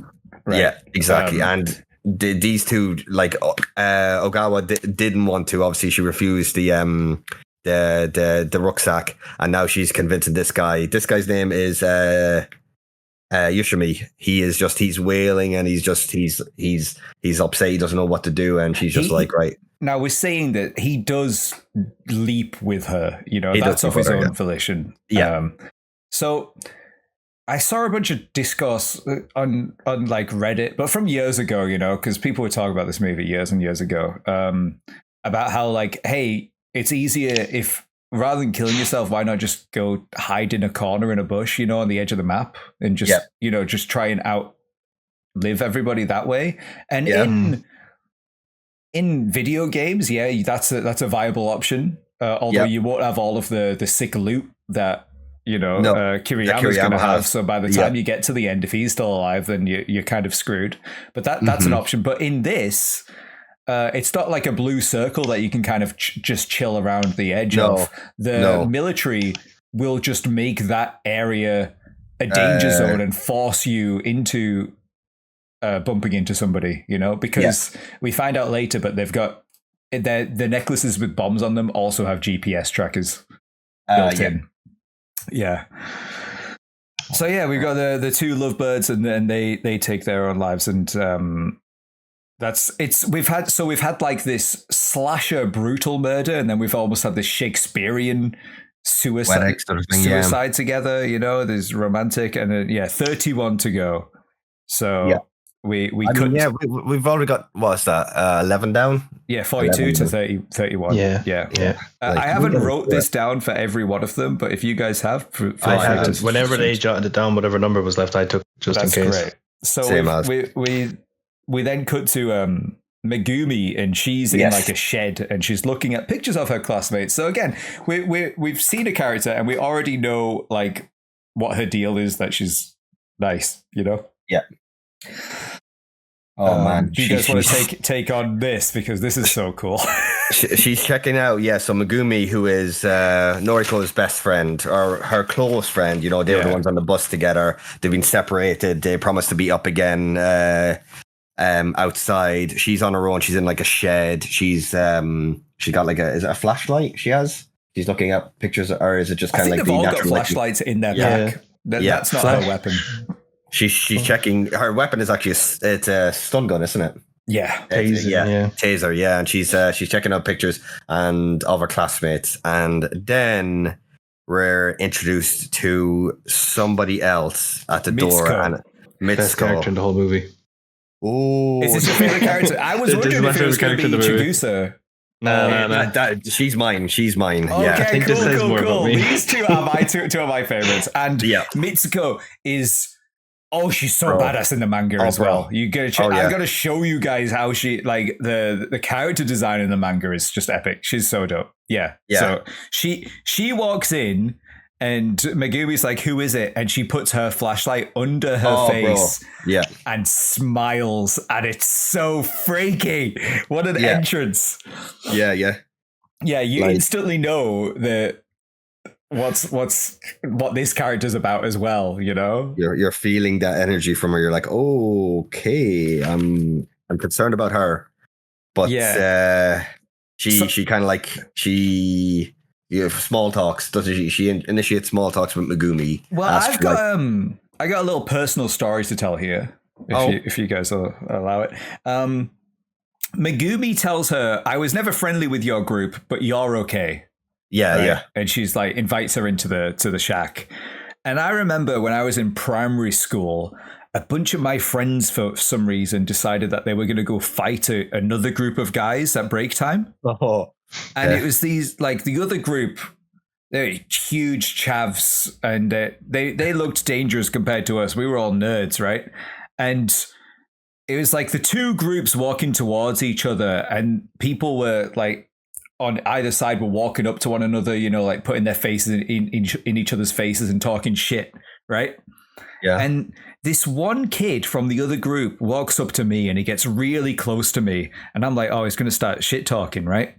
And he whispers in my ear, "If you don't hit me, I won't hit you. You're cool." Yeah. And the bell rang, so saved by the bell. I'm so glad the fight never happened. But me and this guy always had kind of like a mutual respect for each other after that. Yeah, like we never really hung out, but we'd always like look at each other and give each other a nod, you know. So we weren't gonna hurt each other in this stupid schoolyard fight. Yeah. Back to Mitsuko. So that's Megumi's kind of like, that's how Megumi like behaves. I've never liked your group, but like you're okay. You're all right. Yeah, you're all right is so terrifying. If anybody is into research and true crime, if you've ever looked into Columbine, that sends shivers down my spine. You're all right. One of the shooters, he said that to a guy out in the parking lot or something like that. Yeah, you're okay. Don't come to school tomorrow. Stuff like that. You know, finding people hiding under desks. Oh, horrible. Horrible, man. Yeah. So Mitsuko, kind of, she distracts Megumi by being like, "Oh, look, you've got this picture." And Megumi puts down a taser, and Mitsuko instantly grabs it, and she's like, "Oh, this is your weapon?" Yeah. And then she's like, "This is my weapon," and she pulls out a scythe. Yeah, like, bro. Yeah, mini scythe. It's like a little mini scythe, like one-handed scythe, and it's just and she fucking kills Megumi. That's it. Yeah, it's terrifying. And you're just I have nothing here. I have like Mitsuko. She's introduced the flashlight. She just gives off pure aura of not an energy of just like, right, look out for her. She's going to be dangerous. And then my next notes are the 6 a.m. update. So Beckham, did you spot anything? Are you guys missing the two bodies that are outside? You have to mention two of those yet. So she's already killed. She's already hung people, right? Oh, yeah. She mentioned it's like a second flash, though. I think that's why I didn't write it down. Yeah. Okay. Yeah, so she's already killed two people. I have actually their names, because their names pop up in the 6 a.m. updates. Horomoto and Yoshimi. They're the ones. Like, are they attached to the tree, or am I thinking? Yeah, there's a tree outside, and the two of them are hung together, and it's kind of said that the two of them are like a thing, and then they die together. And the two of them, they might be hung, but they've been hanged. Yeah. Whoa, sorry, it's the terminology. Whoa, yeah. We spoke about this in Night of the Living Dead, I think, as well. We did. Oh gosh, they're hanging from the tree. Yeah. Okay, so next day the begins with the music Strauss. That's playing, right? It's so cool. Johann Strauss Senior, the Radetzky March. Yeah. It's such a jolly, just like kind of uplifting theme, and Kitano's reading the names while this is going. He's like a very productive first night. Yeah, we're down to 28 now, so we've lost 14 students. It's going fast. It's going real fast, and it doesn't really slow down, but it doesn't ever feel like they're dragging anybody out, you know? No, and we're at the where are we in the movie? Did any of you guys take a note of where we are? I'm going to start doing that in future, but I didn't do it for this. Timestamps. Yeah, I think that'd be a good idea. I haven't either. I just have title cards, and I never really marked it. I should have done it as well. Yeah, I do have one further down, like at the 1 hour mark. I have like a scene here, a memorable scene. But yeah, I think we're at the. I think then going by what I remember, because I only watched the movie yesterday evening. It's quite vivid in my head that we're at the about 40-minute mark, and we've already lost nearly a third of the students. You know? Yeah. The movie's only like 1 hour. Wait, how long is it? My cut was. With credits was about 1 hour 50. Ours was 2:02. Yeah. Okay. So me and you watched something. If we watched the same one, which I think we did, it's 2:02. Yeah. Okay. Yeah. Cool. I took about. I watched it in like. I got interrupted halfway through, but it took me about 3 hours to watch the first hour because I was pausing and writing notes down. So I think it took me about 6 hours to watch this 2 hour movie. Anybody from my community that's going to listen to this part, please don't give out to me.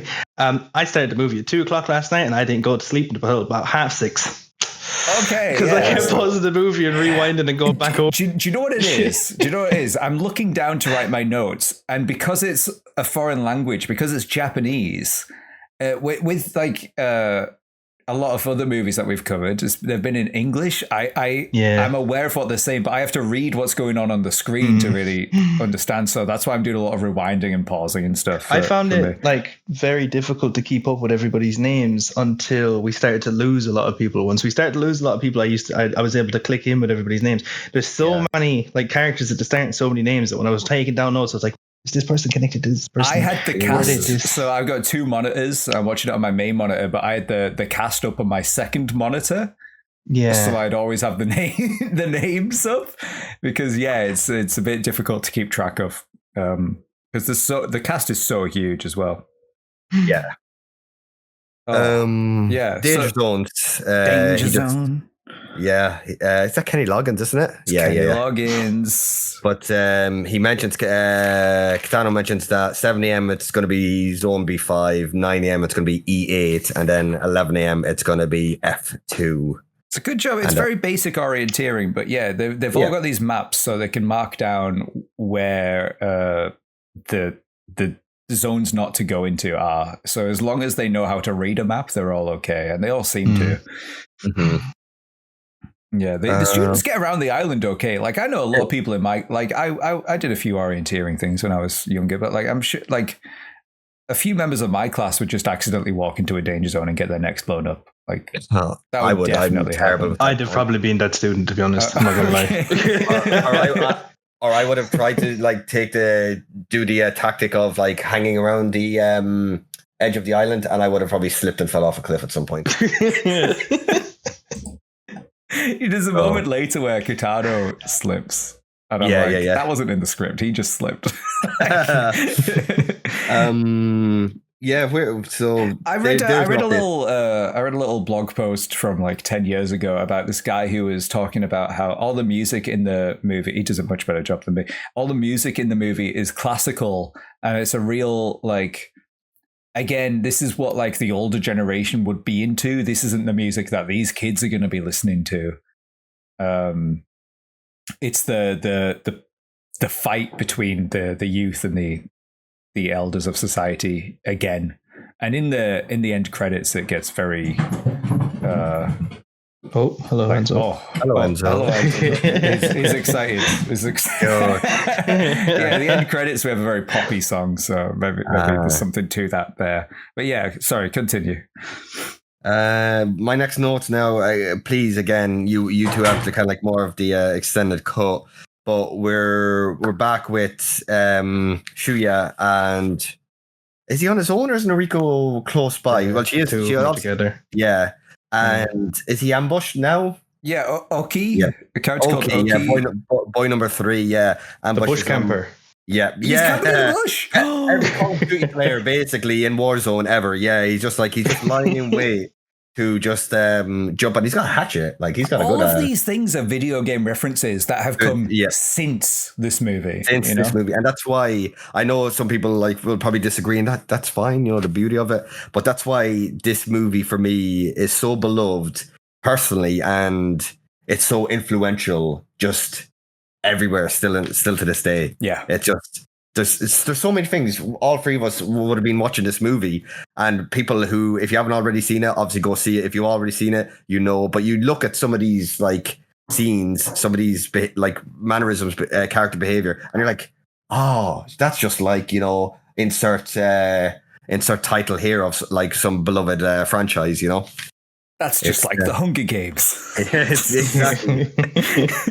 But Oki ambushes Shuya. There's a little scuffle, isn't there?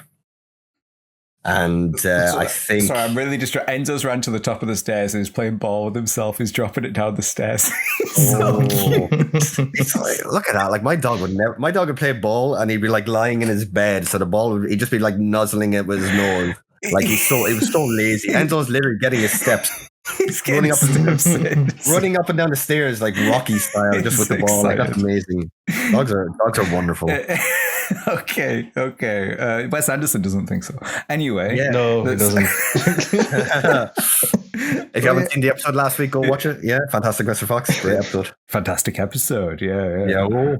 Oki comes out and he starts doing this crazed swinging his hatchet at Shuya, and they take a tumble, don't they? And they do, yeah. Oki ends up with a hatchet in his head. And Shuya actually got use out of his pot lid here. He does. Perfect parry, yeah, Resident Evil 4 style. Yeah, he should have just roundhouse kicked him.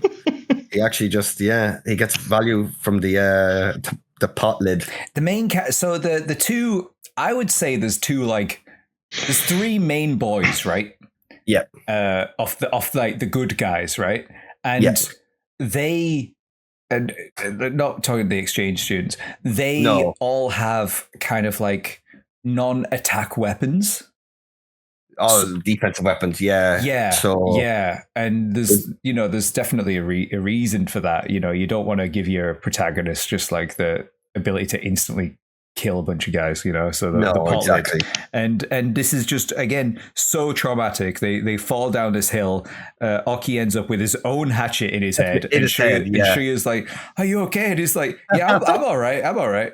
He stands up and he's just like, does he stand up or is he kind of still lying on the ground? I think he stands up and he just collapses or something. Oh, by the way, no stunt guys for this movie. No, all of the kids did their own stunts, basically. That's really cool. Yeah. That's actually really cool. I think there's only like 2 uses of squibs going off.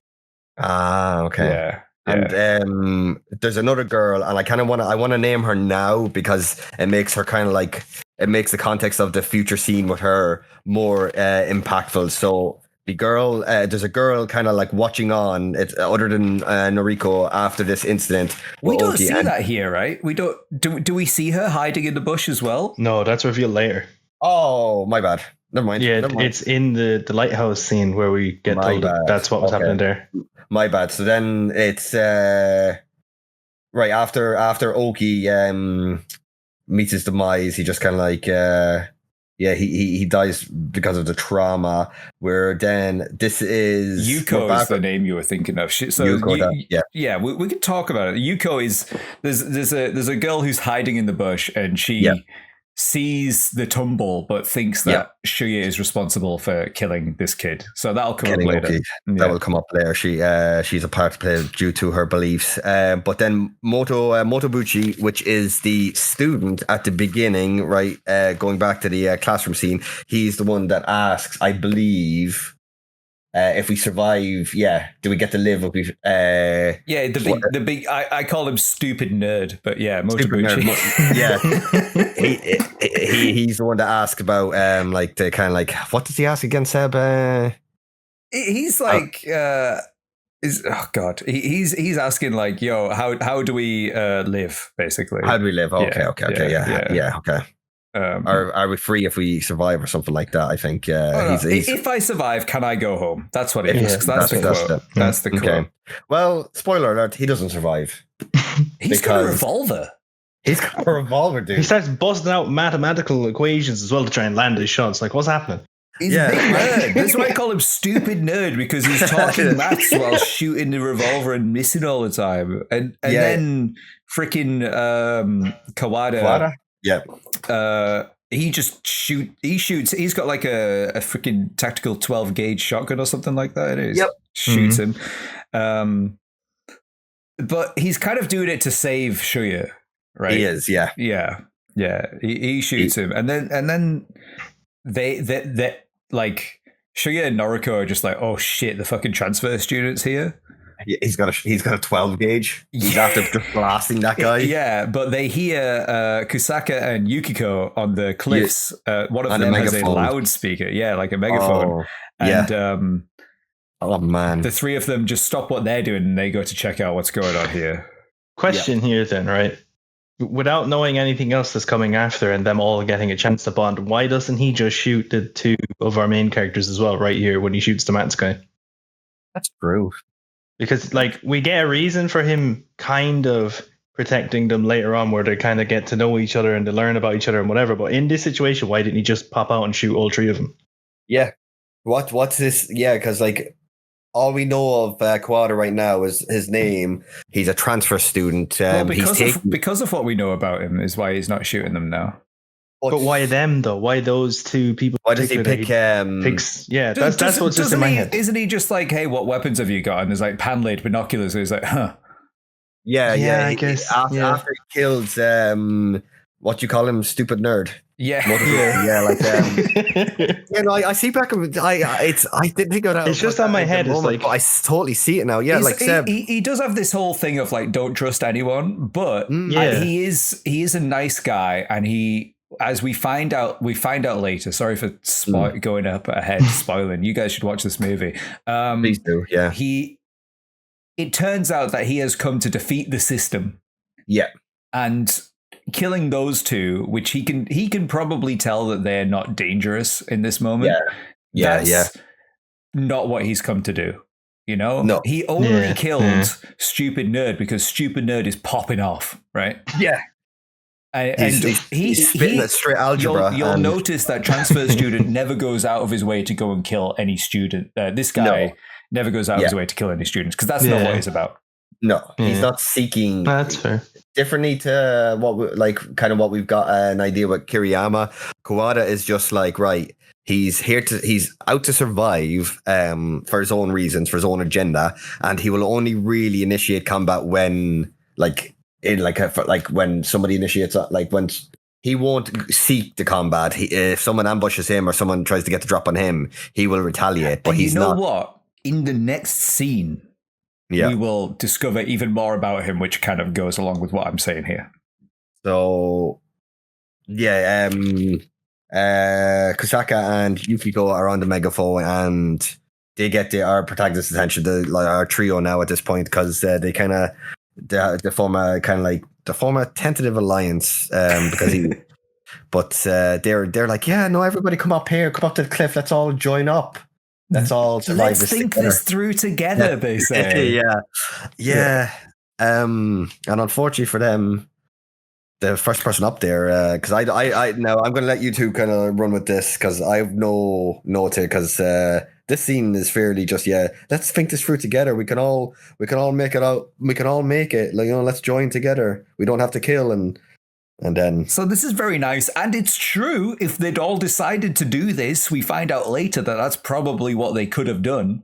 Yeah. But it cuts to, just for a moment, you see Mitsuko, Scythe Girl, Naruto running up the hill with her arms behind her. Yeah. And again, she's just so terrifying. And if she doesn't get them, which she doesn't because Kazuo is going to get there first, evil transfer student. He's going to get there. But before that, Shuya, he wants to go. He's like, all right, let's go up. These guys have got the right idea. I think he even says that's the right idea, right? And Kawada is like, no, you idiot. Everybody knows they're up there. And he shoots his gun and it's to scare them away. Right, but they don't. Yeah, they just kind of hunker down, to cower down. Don't. And because Shuya shouts and they hear him, they're like, "Oh, Shuya, Yukiko fancies you. You should go up here." A man feels like nice impression. Yeah, I was also flinging my arms around, waving my arms because this is my idea. Yeah, thanks. Shuya's, once again, he's just oblivious to it. It's just like, and he gets them and he Uzis he's lethal with the Uzi, and one of them's still alive. By the way, people in this movie get shot and then they still are able to finish their scene. They're still able to. A very weird example at the very end of that. It's fucking surreal. Okay, so Kazuo, he then grabs the loudspeaker. What did you call it? The megaphone. And he puts it to the girl as she's screaming and she's terrified, and then he just fills her with lead, and it's just it's sadistic, man. The man is a menace. He's in it for the thrill of the hunt. This guy, and I just love the dynamic, between the two of them, between Kawada and Kiriyama. It just gives me such, for any Yakuza fans out there, it gives me just Kiryu and Majima vibes. Like, one of them is just enjoying it, the other one is doing what he has to do. It's like, it's so dope. It's the dynamic, and I just think, he takes pleasure. Yeah, he has the megaphone close to her. And he just is he kicking her? Or is he just kind of like stomping her or something like that, just to make her scream out in pain? Yeah. And again, like I said, we were talking about why doesn't Kawada just shoot Shuya? Well, we've now seen that he was trying to scare the girls away. He could have run up there and shot them, if that's what he was about. But that's not what he's about. And in fact, he even tells Shuya, Shuya's losing it at this point. He hates the violence. And then to kind of go against what I'm saying, Kawada does tell them to either die or stop trusting anyone and run. So But he seems like he's not as bad. He's definitely not as bad as fucking Kazuo. More names on the screen. We're down to 24 now, I believe. Okay. After that, we're almost down to half the students, and we're still only in the morning of the second day. It's so nuts.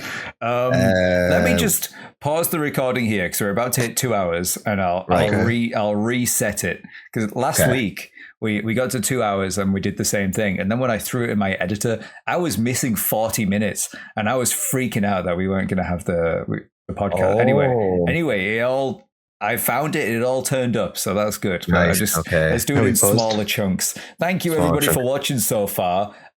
Like, subscribe, follow, rate, 5-star reviews, tweet, comment. We'll be back in literally seconds.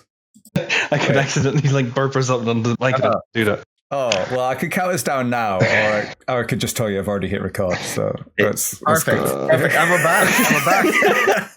We know Kino. Welcome back, everybody. We had such a professional opening for today's episode, right? So I had to get it in somewhere. 24 to go. Classical music's playing. There's something ominous. And they're shunning Blue Dano. 134 is the song there, of course. It's from 2000. It's not from 2001: A Space Odyssey, but it's used in 2001: A Space Odyssey. My favorite movie ever. It's incredible. Yeah, a real dope song. So straight to Mitsuko. Oh yeah, sorry. Yeah, oh where no, we am I? could go to. So it's Kitano reading the names, right? Yeah, but that's he's like, yeah, poor morning, guys. You're slacking. Danger zones.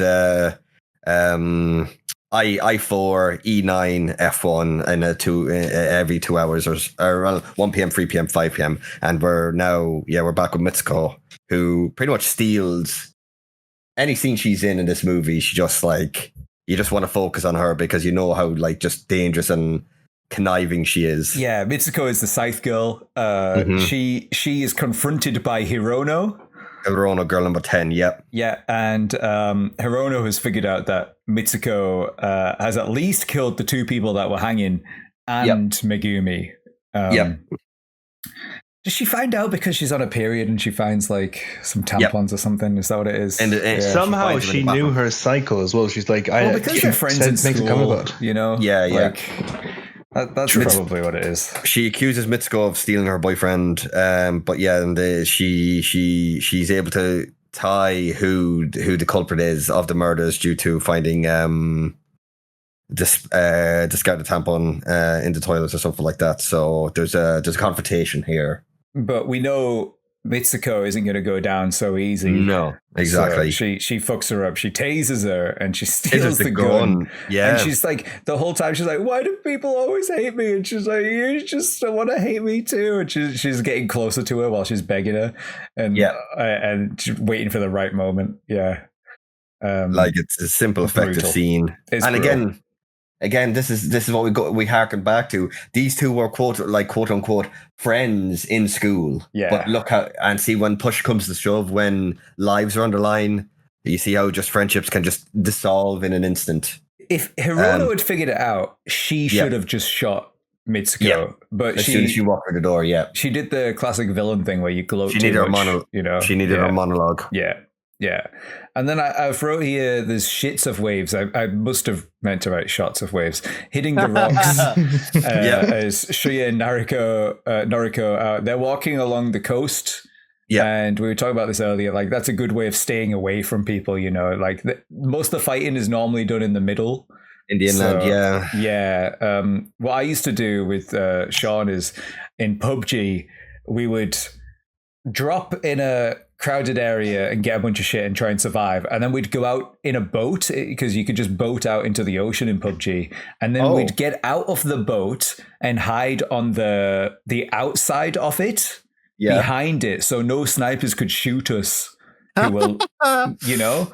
And then as soon as the blue zone would come, we'd just jump back in the boat and drive a bit further into like, inland. Land. And that was a. Dude, PUBG is so much fun. Maybe I should try Fortnite at some point because I do love Battle Royale.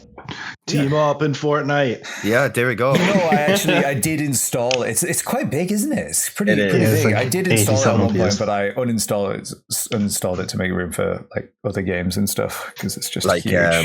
Anytime I reinstall it just feels like just so much there. It takes ages to this is why I've never installed Warzone because it's like 200 gigs or something crazy. Yeah, no, COD sizes are taking the piss. Yeah. Also, I don't really like the Epic Store, but I try,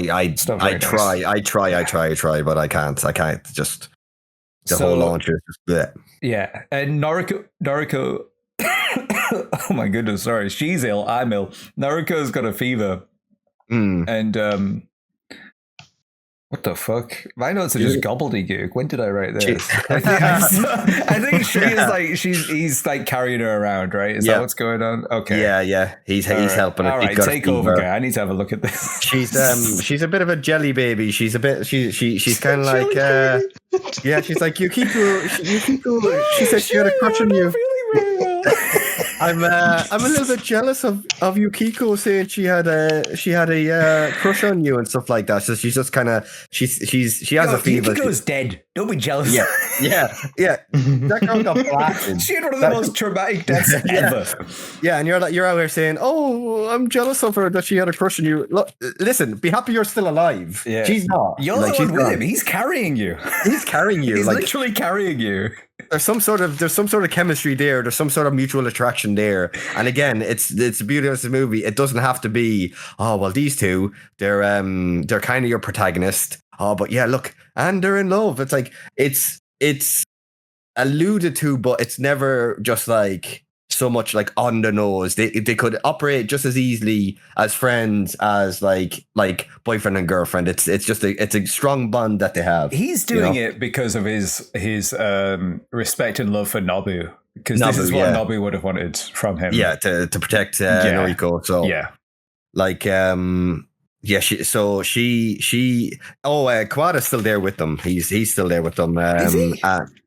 Or does he? No, they split up. But okay, because she's ill, he looks on the map and he's like, "There's a pharmacy over here." Oh, yeah. So he takes them to the pharmacy, and Shuya carries Noriko to the pharmacy, but he trips one of like the sound traps that Kawara has put set up because he's been chilling in the pharmacy.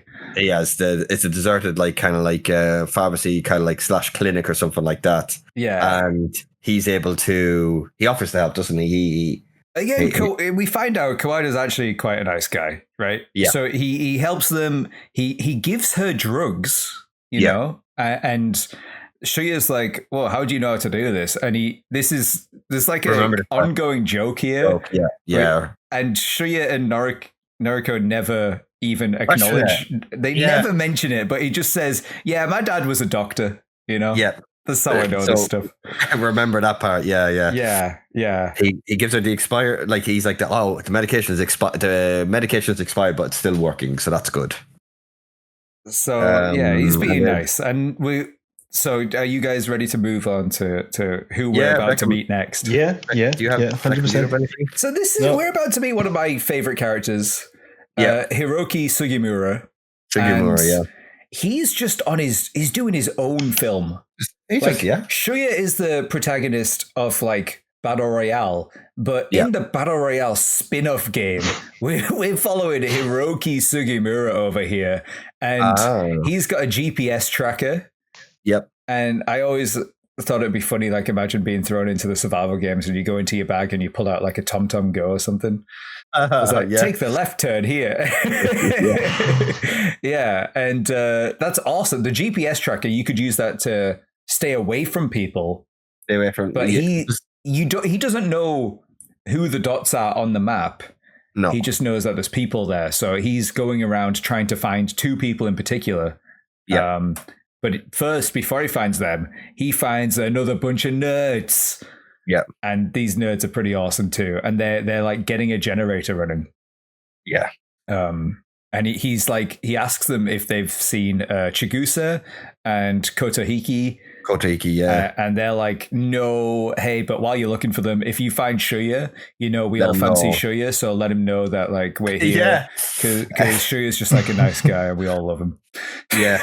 Everyone just loves Shuya. I like Shuya, like just that's basically that's what I have here. Beckham. I have the part here then where we get more into what they're doing when they have the generator brought up. Yeah. So the leader of like nerds, that's Mamora, isn't it? He's the kind of like the head honcho of the trio. He's dope. I love this guy. Dope. So I would say he is also doing his own story. So like we're not just these 3 boys. Yeah, Sugimura, Mamora, and Shuya. Yeah, all have their own kind of like they're all taking part in the exact same game, but their journeys could be so totally different things. Yeah. By the way, sometimes I definitely reference characters by their first name or by their surname. It's normally a character will be calling them by their first name or surname in the scene. So when I write my notes down, sometimes that changes. But if I ever switch to later on in this recording, if I ever like start calling Nanahara, I'm still Shuya Nanahara is such a cool name anyway. Dope name. Yeah. So the nerd leader, he's figuring out that they're being listened to through the necklaces, monitored. They've got microphones in their necklaces, and then like he tells the nerd bros that they need to collect like a bunch of stuff, right? Mm-hmm. And is it ingredients for explosives? Like it is pesticide. Do we find that out later, or do we find that out now? I think it's later on, right? But he tells them the ingredients now. He says, "I need this," and they're like, "What do you need it for?" And he's just like, "Just get it for me." Shut up, go get it. And these two, he sent his two boys out, right? And I would just want to say, he lists off like the ones I remember off the top of my head because I didn't take a note. Is like pesticide and kerosene, right? I have them here. Oh yeah, fertilizer, pesticide, charcoal, sulfur, and kerosene. Yeah, like these two guys, his friends are resourceful. Yeah, they find all of these things, right? Like that's an impressive little haul, and they do it like in terms of like the movie. What like obviously it's happening over 2 hours for us, but like in the 3 days, I think they're back. They have that by the night, like by night, we're in the afternoon. They are more for like in a industrial part of the island. Yeah, they're in like a big factory setting, but then we're just cutting around all over the place because the movie's got so many characters and it's telling so many cool stories. So let's go to yet another main character. We get a flashback of Hiroki now, and he's by the side of Chigusa. Yeah. And he's timing her on his bike while she's running in the forest. And we see the iconic yellow running suit. And then that fades into present day Chigusa. And she's still practicing her running while all of this is going on, right? Yeah. And the things about the running suit, it's huge and it's yellow and it stands out, right? Yeah. Not good in a battle royale. No. But maybe you can run faster in it because it's made for running. So maybe yeah, you know, probably better breathing in it as well, like the material, you know. I mentioned Quentin Tarantino at the beginning of this episode. Yes. You guys want to take it away? Here? It looks like the Kill Bill uniform. It is, it's because the actress Chiaki Kuriyama played Gogo Yubari in Kill Bill. Was it Volume 1? Volume 1, yeah. One of the coolest scenes in the movie. Because she's fucking sick as hell. Because Tarantino loved this movie so much, and he's like, I need her in my film. And like he takes inspiration from the outfit. Oh man, I like my whole page. I might send it to you too after recording, but my whole page is literally just like The Shining. I just roll over and over again. Best girl, best girl, best girl, best girl, best girl. Like best girl for you. I think I'm gonna let you two just because I can't focus here. That's all I have. It inspired Tarantino's character, and she's donning the yellow attire, and she's so badass. And why is she training her running during this? Like, but then again, is she just trying to get on as if like life is normal? That could be a theory, or it's like Sugimura and Mamura. She's just like, right, don't stop moving, stay active. But she's only running up and down to this. That's true. Actually, these steps here to this shrine at the top of the steps. It's not because I thought if she's like running along paths, like just keep moving. That's a good plan. Keep moving, but she's training. Like patrolling and training. Yeah, and she gets accosted by this fucking scumbag. I didn't even write his name down. This is Nida. Yeah, this guy is. He's got such. And she's not frightened of him at all. No, not at all. She's disgusted by him, actually. Yeah. The manga is so brutal here. Like, I need to read this manga. Yeah, it's so dark. But I mean, this is pretty dark too because he's accosting her and he's like, "Hey, like, you know, do you want to die before you like?" While you've still got your virginity, like me and you, we should be together. You know, I used to spread all these rumors that like we were together. He was like, everybody used to say that we were together, and she's like, yeah, because you spread those rumors, you shithead. And she's so fucking epic. Yep. What is it like? Put that. Oh my god, my autocorrect corrected like whatever weapon he has to dish. Put that dish away right now. What's the app? What weapon did he have actually? It's the crossbow, right? It's the same crossbow from earlier. Oh yeah, of course. Yeah, put that away right now and let me go, or I'll assume you want to kill me, and I'll fight back with all that I've got. All I've got. Yeah, cool. It's such anime dialogue. It's so good. Like she's just a badass. Yeah, and he accidentally fucking skims her cheek with the bolt of the crossbow.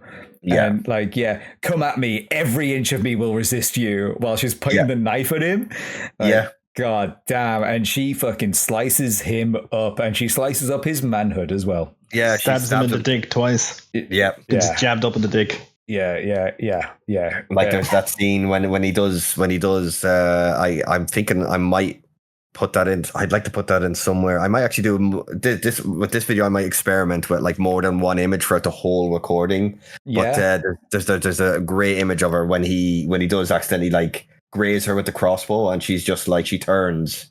And she's just a great idea, and I know the exact image. Yeah, like so she's got the scar on her cheek, and she's just like, you scarred my face. And then, unfortunately for her, fucking Mitsuko, Mitsuko ambushes her. She comes out of the bush, and Mitsuko shoots her, and she runs off. Like he runs off. Yeah. 22 to go. 22 to go with Nida, boy number 16. Yeah, fucking dead. So then are we straight to like it's the evening now, and fucking Chigusa's in the are we back to her again already? Yeah So she's at the dam, right? The water dam,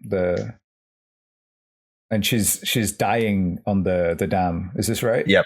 Yeah, you got it all right. Yeah. I love the lighting in this shot. So dope. It's like, I think the whole movie is just filmed really competently.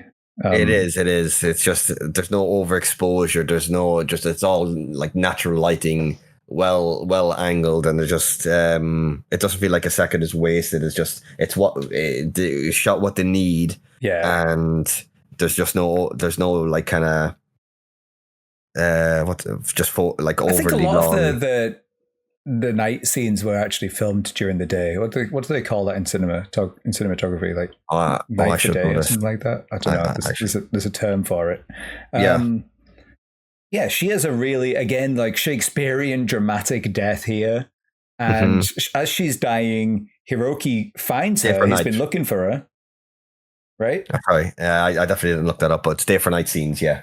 Day for night, there we go, yeah. And what do we think here, guys? Because she is into him. Yeah, she's into him. He's not into her. No. Should he have just let her die thinking he was into her? Yeah. Yeah. I think so, but also letting somebody die with a lie. I mean, that's also true. She's no, this is pure bias speaking on my mind or on my end. So like maybe Beckham's a better person to ask for like an objective standpoint. But I would be like, I adore you. I love you. Yeah, I think I would be too. Perchance, guys, do you both fancy her? But I'm starting to feel a little something off of Steve. Yeah.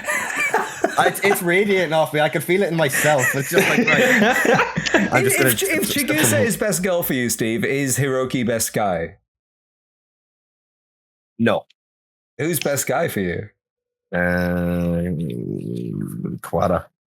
Kiriyama. I like their dynamic. Okay. Yeah, fair. But if we go with the students, I mean, this right here. I mean, Mitsuko versus Chigusa. When I saw them both on the screen at the same time, I was like, "Oh, this is so cool!" And they both turn out to be you two's favorite best girls, right? Mm-hmm. Yeah. In terms it's a shame they don't have more together on scene. Really. No. And that's why I'm hoping maybe the manga could establish a bit more. That's why when you were saying it expands on a lot of people's backstories. Yeah, I'll let you know about that. Yeah. In terms of just like best guy, I suppose outside of Kawada, because I'm definitely like, if I was in this situation, who I would kind of like be most like, I'd be totally on like Mamoru's position. I'd be wanting to find a way to get off this without. If I could stop casualties, I'd try and use big brain plays, but it wouldn't work. But I'd still try. But yeah, Chigusa best girl, Nomura best guy. Wait, what are yours then, Seb? Who would you say is your favorite girl and favorite boy in the movie? I definitely, as you know, a bit of a helpless romantic. I love Hiroki here. I think he's a cool guy. I like how he's everything's going on, but he's just trying to find the girl he's got a crush on, you know? Yeah, which is not her. Yeah, which isn't Chigusa. How could it not be Chigusa? Yeah, I'm sorry, Sugimura. Like, come on, man. She's so dope. Dope. And she's only in the movie. What is her whole kind of scene span of all 5 minutes or something? 5 right? minutes. It's very it's barely anything. Again, this is why we need to start writing some timestamps down. But she's barely in the film, but she's so impactful. But again, same for Mitsuko Scythe Girl. Like, she is just so badass herself. Yeah. So I think he should have let her die thinking he was into her. What about you, Bex? Yeah, give us the objective standpoint here. I don't think so. I think on her side, it's lying. All right, you're going to lie to her, and then if he's planning on winning the game, which he has a plan to go ahead, then he's going to probably spend like the rest of his life being like, "Oh, she died thinking I did," and that eat away at you. Like if I was in that situation and there was a girl that I was in school with, and she's like, "Oh, I loved you. Do you love me?" I'd be like, no, like realistically, I'm sorry. Brutal, so brutal. But like then, if I made it, I'd be like 50 years of age. I'd have my family. I'd be sitting on like a recliner chair and I'd be like, oh my God. She would have died happy. She does die happy, right? She died happy, but I have to live with lying to her and giving her that false little bit of something to go with. You know, it's nice, but it'd eat away with me too much. I wouldn't enjoy doing it. So I'd have to be realistic about it. Are you into anyone? And it's we're back at like how classes at school. Hey, are you into anyone? Like, do you like my friend? And he's like, yeah. And she goes, it's not me, is it? And he goes, no. No, like in his defense, he doesn't like. Yeah, like he doesn't. He tells her the truth. And it's crazy because this is another theme of like the whole class, because Nobu asked obviously Shuya earlier in the flashback, was he into anybody? It's just like how people interact, how they kind of like get an idea of if they have a crush on anybody else. But she dies next to him on his shoulder, clearly, with some sort of feeling towards him, and he's just like, nah, it's not you. Nah, no, man. And she was so badass. I like the little moment of them just telling each other how cool they are right before she dies too. It's like, you're so like, cool. I'm you're not into really you, cool. but you're the coolest girl in the world. So he does kind of soften the blow a little bit, But man, I don't know. Me, it's you. I was about to say, it gives the kind of vibes like, no, it's not you, it's me. I mean, it's not you, it's me. Yeah. Don't worry. If you were anybody else, you'd be so cool. I'd be into it. It's just not you. If you weren't you, I really like you. But like, oh man, it's such a dope, and it's just such a like poetic as well. It's another one of those poetic. And I dwelled on the scene for I continued watching and continued taking notes, but I was like, he sticks with me. He does the right thing, and he's honest, but man, it's tragic. I don't know if honesty is the best policy in this scenario. That's it. It's a case of like Beckham said. How would you then, if you told her what you think she wanted to know, like. How would you then live with that? Would you feel bad? Would you feel kind of you did a good thing? Because in a way, you have comforted. Your words have comforted that person in their final moments. Is this outing you as some kind of sociopath? No, because if anything, it's outing Steve and I, right? Yeah, because we're just so because like but you guys are like. I get your take now. Like I'm sitting here just kind of thinking to myself, like you guys are being emotional. You're going to go like, oh, she's dying. I should probably make her feel amazing as she's going out, give her that last bit. And then there's me just be like, nah. Who needs that? Just tell her realistically. And you said nah because I couldn't live with myself. This chick's dead, but I don't know how I would feel. Maybe I'm the problem here. Wait until we get to our American Psycho episode. I keep saying it. I'm sure Bex will pick that at some point. Anybody that does support me when American Psycho comes out, I'll understand when you leave. Great. Like I think, we've all interesting stances here, and I think it probably says more about me then as well, because I'm like, right, like she wouldn't even have the sentence finished. You're like, do you have a crush? I'm like, yeah, you. Like, and I'm right there with you, Steve. It would probably be too much in that situation. I'd probably overdo it, but listen to these two being so down bad. We just simps. That's what it is, Yeah. I've not once commented on Mitsuko like that at all. Because she killed me. Not yet. She killed me. She'd kill you. Yeah. Okay. So that's scene over, right? And then we get to 6 p.m. We get Kitano, and there's like a slight. You see in like the corner of the scene, he's painting a picture. Yeah. Right. We'll come back to that painting. Anyway, he picks up the mic and is like, "You're slacking. I'm adding more danger zones. Danger zone." Yeah. More Kenny Loggins. Yeah. And we cut to Shia and Noriko and Kawada, and he's cooking them food, and Shia's like, "Yo, there's some good food," and it's like, "Yo, of course, my dad's a cook." That was like James Bond. Yeah, is that like Agent 47? He had all these different roles, neither of them are like, "Wait, did you say your dad was a doctor?" They're just like, "Okay." Because there's like a little pause after he says it, and I think I'm sure like Noriko would probably put two and two together, but then I suppose she had a fever. She's just recovering from a fever. Her brain's probably fried. Honestly, if this guy is like as helpful and scary at the same time, you probably don't have to question him. Yeah. Like if that food is rotten to the core, Seb, I'm still like, oh, delicious. Like Gordon Ramsay himself wouldn't been able to cook this. Like I'd be like.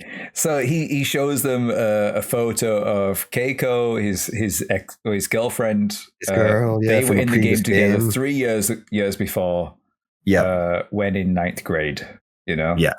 And he uncovers his yellow, like he unwraps his yellow bandana around his forehead to reveal that he's got a massive scar. And this guy's whole face shape changes when the bandana's gone. Like I was so surprised at how much forehead he had. Yeah, like he's still a badass, but my God, he's got the old widow's peak there. But it changes physically and then metaphorically. It's like he became a politician recently.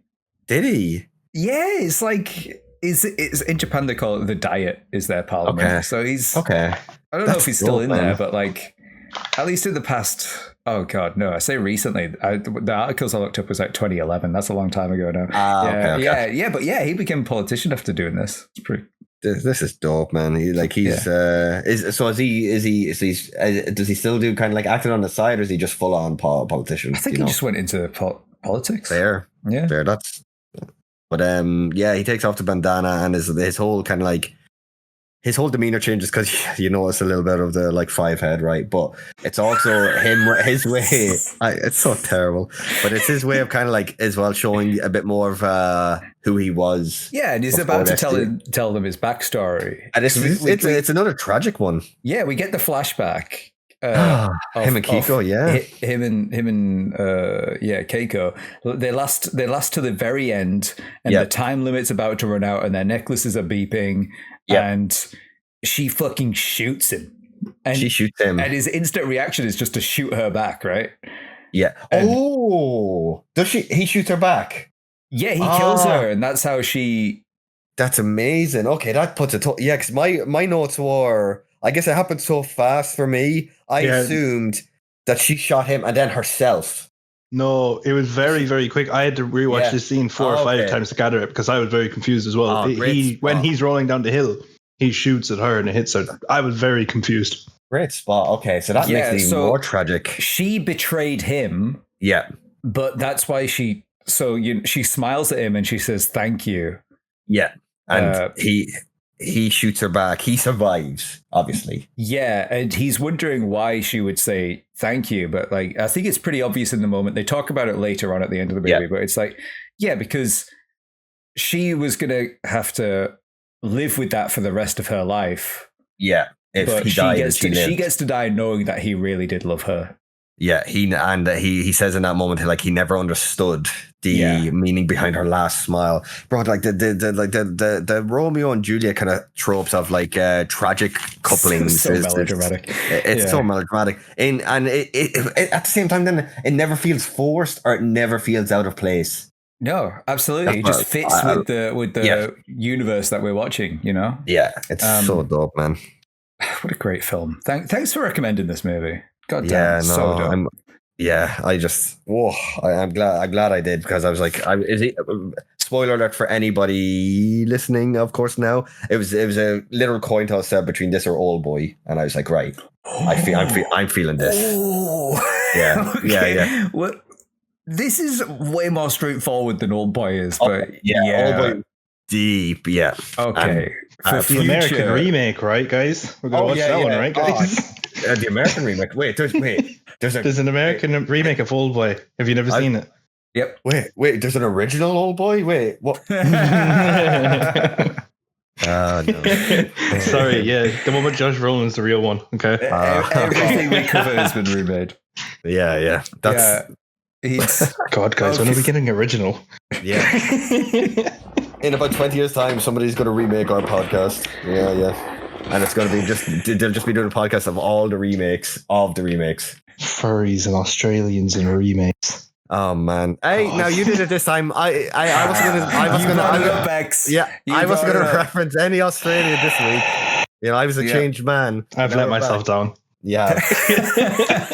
If anything, where did you say you were from before? You said something like Germany or something, right? So, yeah, Steve, you're German though. Yeah, I am actually. Yeah. Okay. Guten Tag.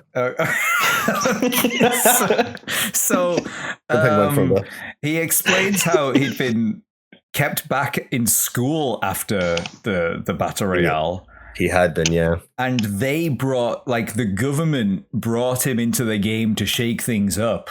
A wild card, yeah. I think I put that. I don't think he said that. He says he's you here almost to forget shake things that up. this is all being broadcast to the public. Yeah. Yeah, he's brought in, him and Kiriyama brought in to shake things up, and I think I just put underlined the note that him and Kiriyama are the wild cards. I don't think he states that himself, but he does. No. Yeah, we were brought in to shake things up. I don't know if you guys ever watched Big Brother years ago. I used to watch Big Brother, and sometimes they would bring back previous winners in the current season to go up against everybody that's here now. So it's very much live TV, I think Hunger Games does that as well. Reality TV. Yeah.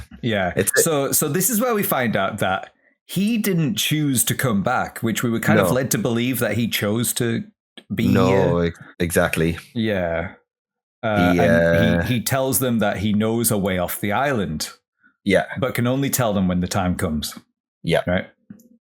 All right, that's all I've got written down here. It's just such a nice moment. Does he give instructions on? Yeah, does he depart now? Or does he leave these two here? Yeah, is it here? No, he doesn't leave him here, right? Oh, okay.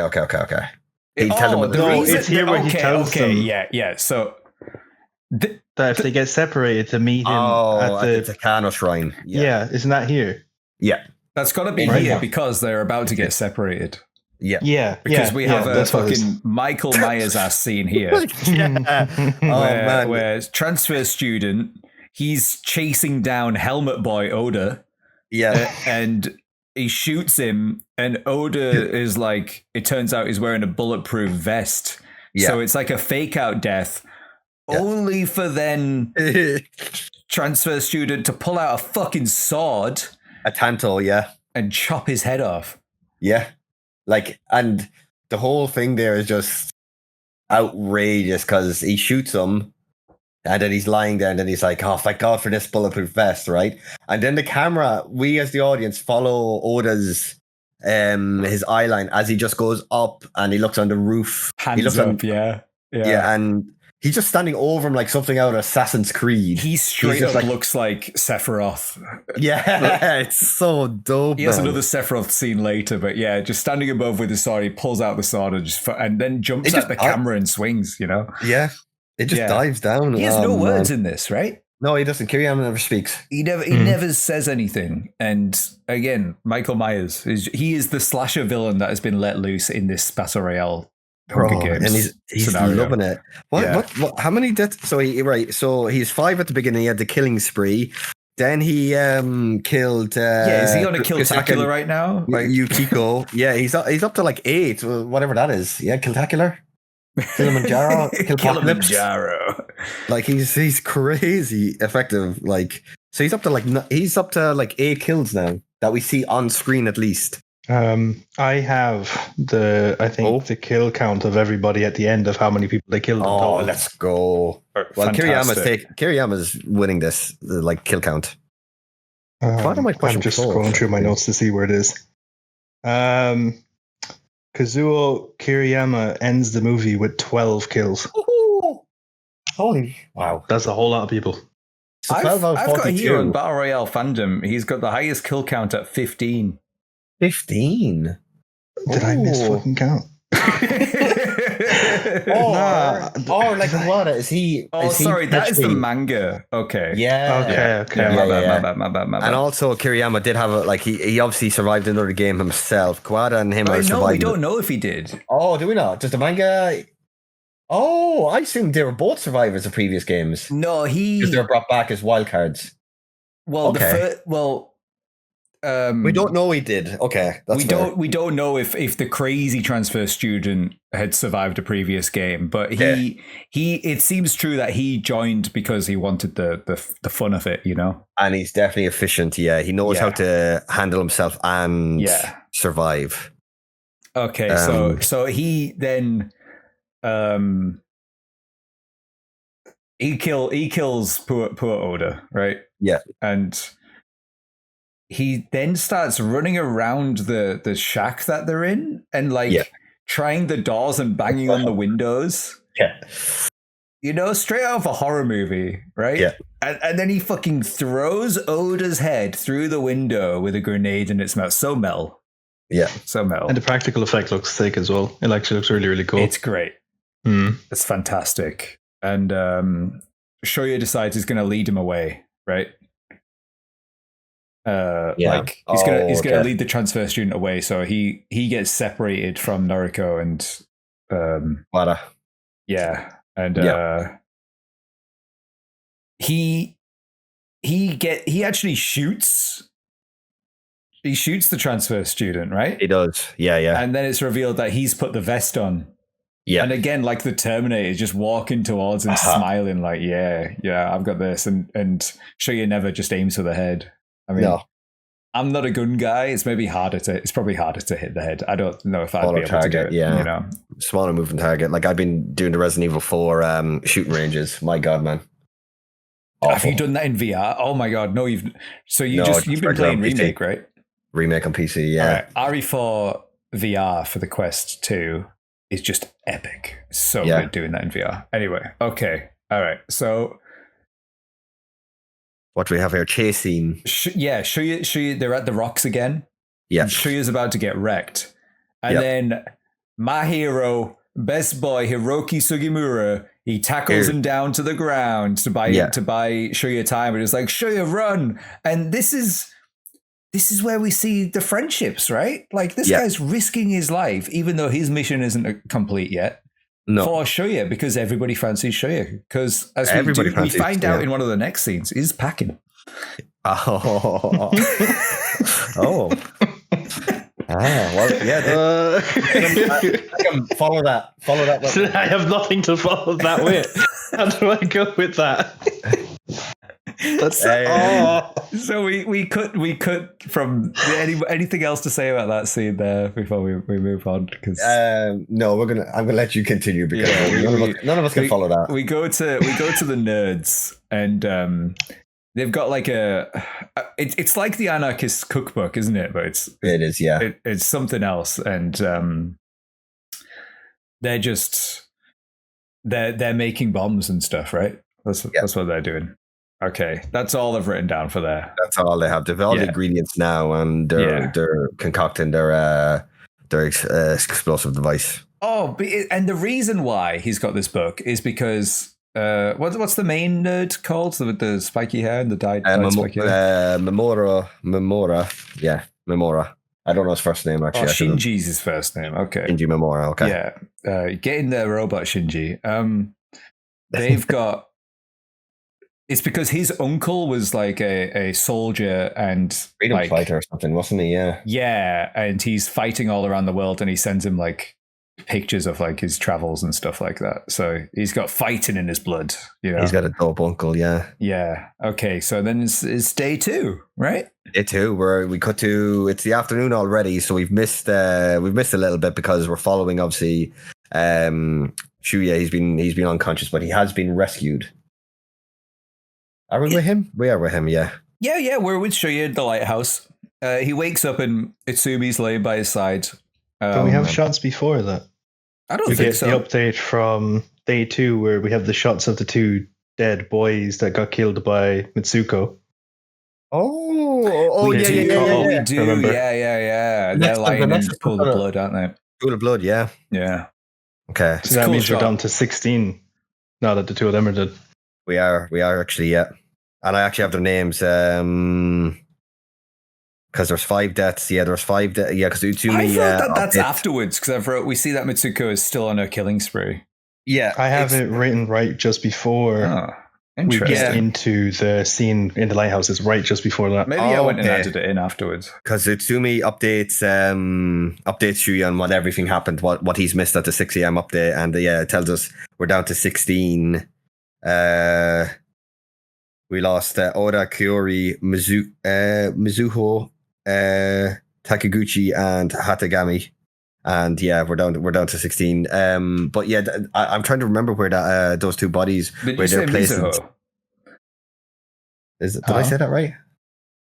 Sorry, it's when I was in Japan, I went to a really cool place called Mizuho, and that's where Mizuho. where MIC. My favorite anime, one of my favorite animes, Clannad, takes place there. So I went to go visit. It was super, super sweet, lovely town. It's also the name of like their bank as well in Japan, one of the banks. So I was worried I butchered pronunciation. But you're just reminiscing. I'm a big weeb, guys. Yeah. I love Japan. It's great. Okay, so Utsumi she's nursing Shuya, and she says that she's bandaged him, and she's like, "Hey, are you with Noriko? Because she's a lucky girl, because I've seen all of you." And he's like, "What?" And she's just like, "Never mind." And she's looking down, and then she unravels his bandages, and then she just like puts her hat. This is a different version. Okay. Yeah, I was gonna say. Let's continue. I was gonna say. Right. How do I follow that? I was reading my notes like, wait, where this happened? I actually caught there for a minute. I was like, wait, unraveled is what? Sorry, maybe that's from the Faku version. Okay. Yeah. That's so. Can I get a link? Yeah, no, that's weird though. But can I get a link? But everybody wants what he's packing. This guy. He is just like no he's shrinkage on him, because he's been in the water for a while as well, right? He is. Sugimura carried him to the lighthouse, and then pieced out because he's still on his mission. He's pieced out because he's a badass. Yeah, and so there's a bunch of girls in the lighthouse, and Utsumi, she's really into Shuya, so she's nursing him, and the rest of the girls, they're keeping him locked upstairs because they're not sure they can trust him, and that's because what did we say her name was? Was it Oka or something like that? Yuko. Yeah, there's a Yuka and there's a Yuko in the scene, but Yuko is Yuko the one that saw him and Oki tumble earlier. That's what it was. Yeah, so because Yuko's here and she thinks that Shuya killed Oki. All right. Yeah.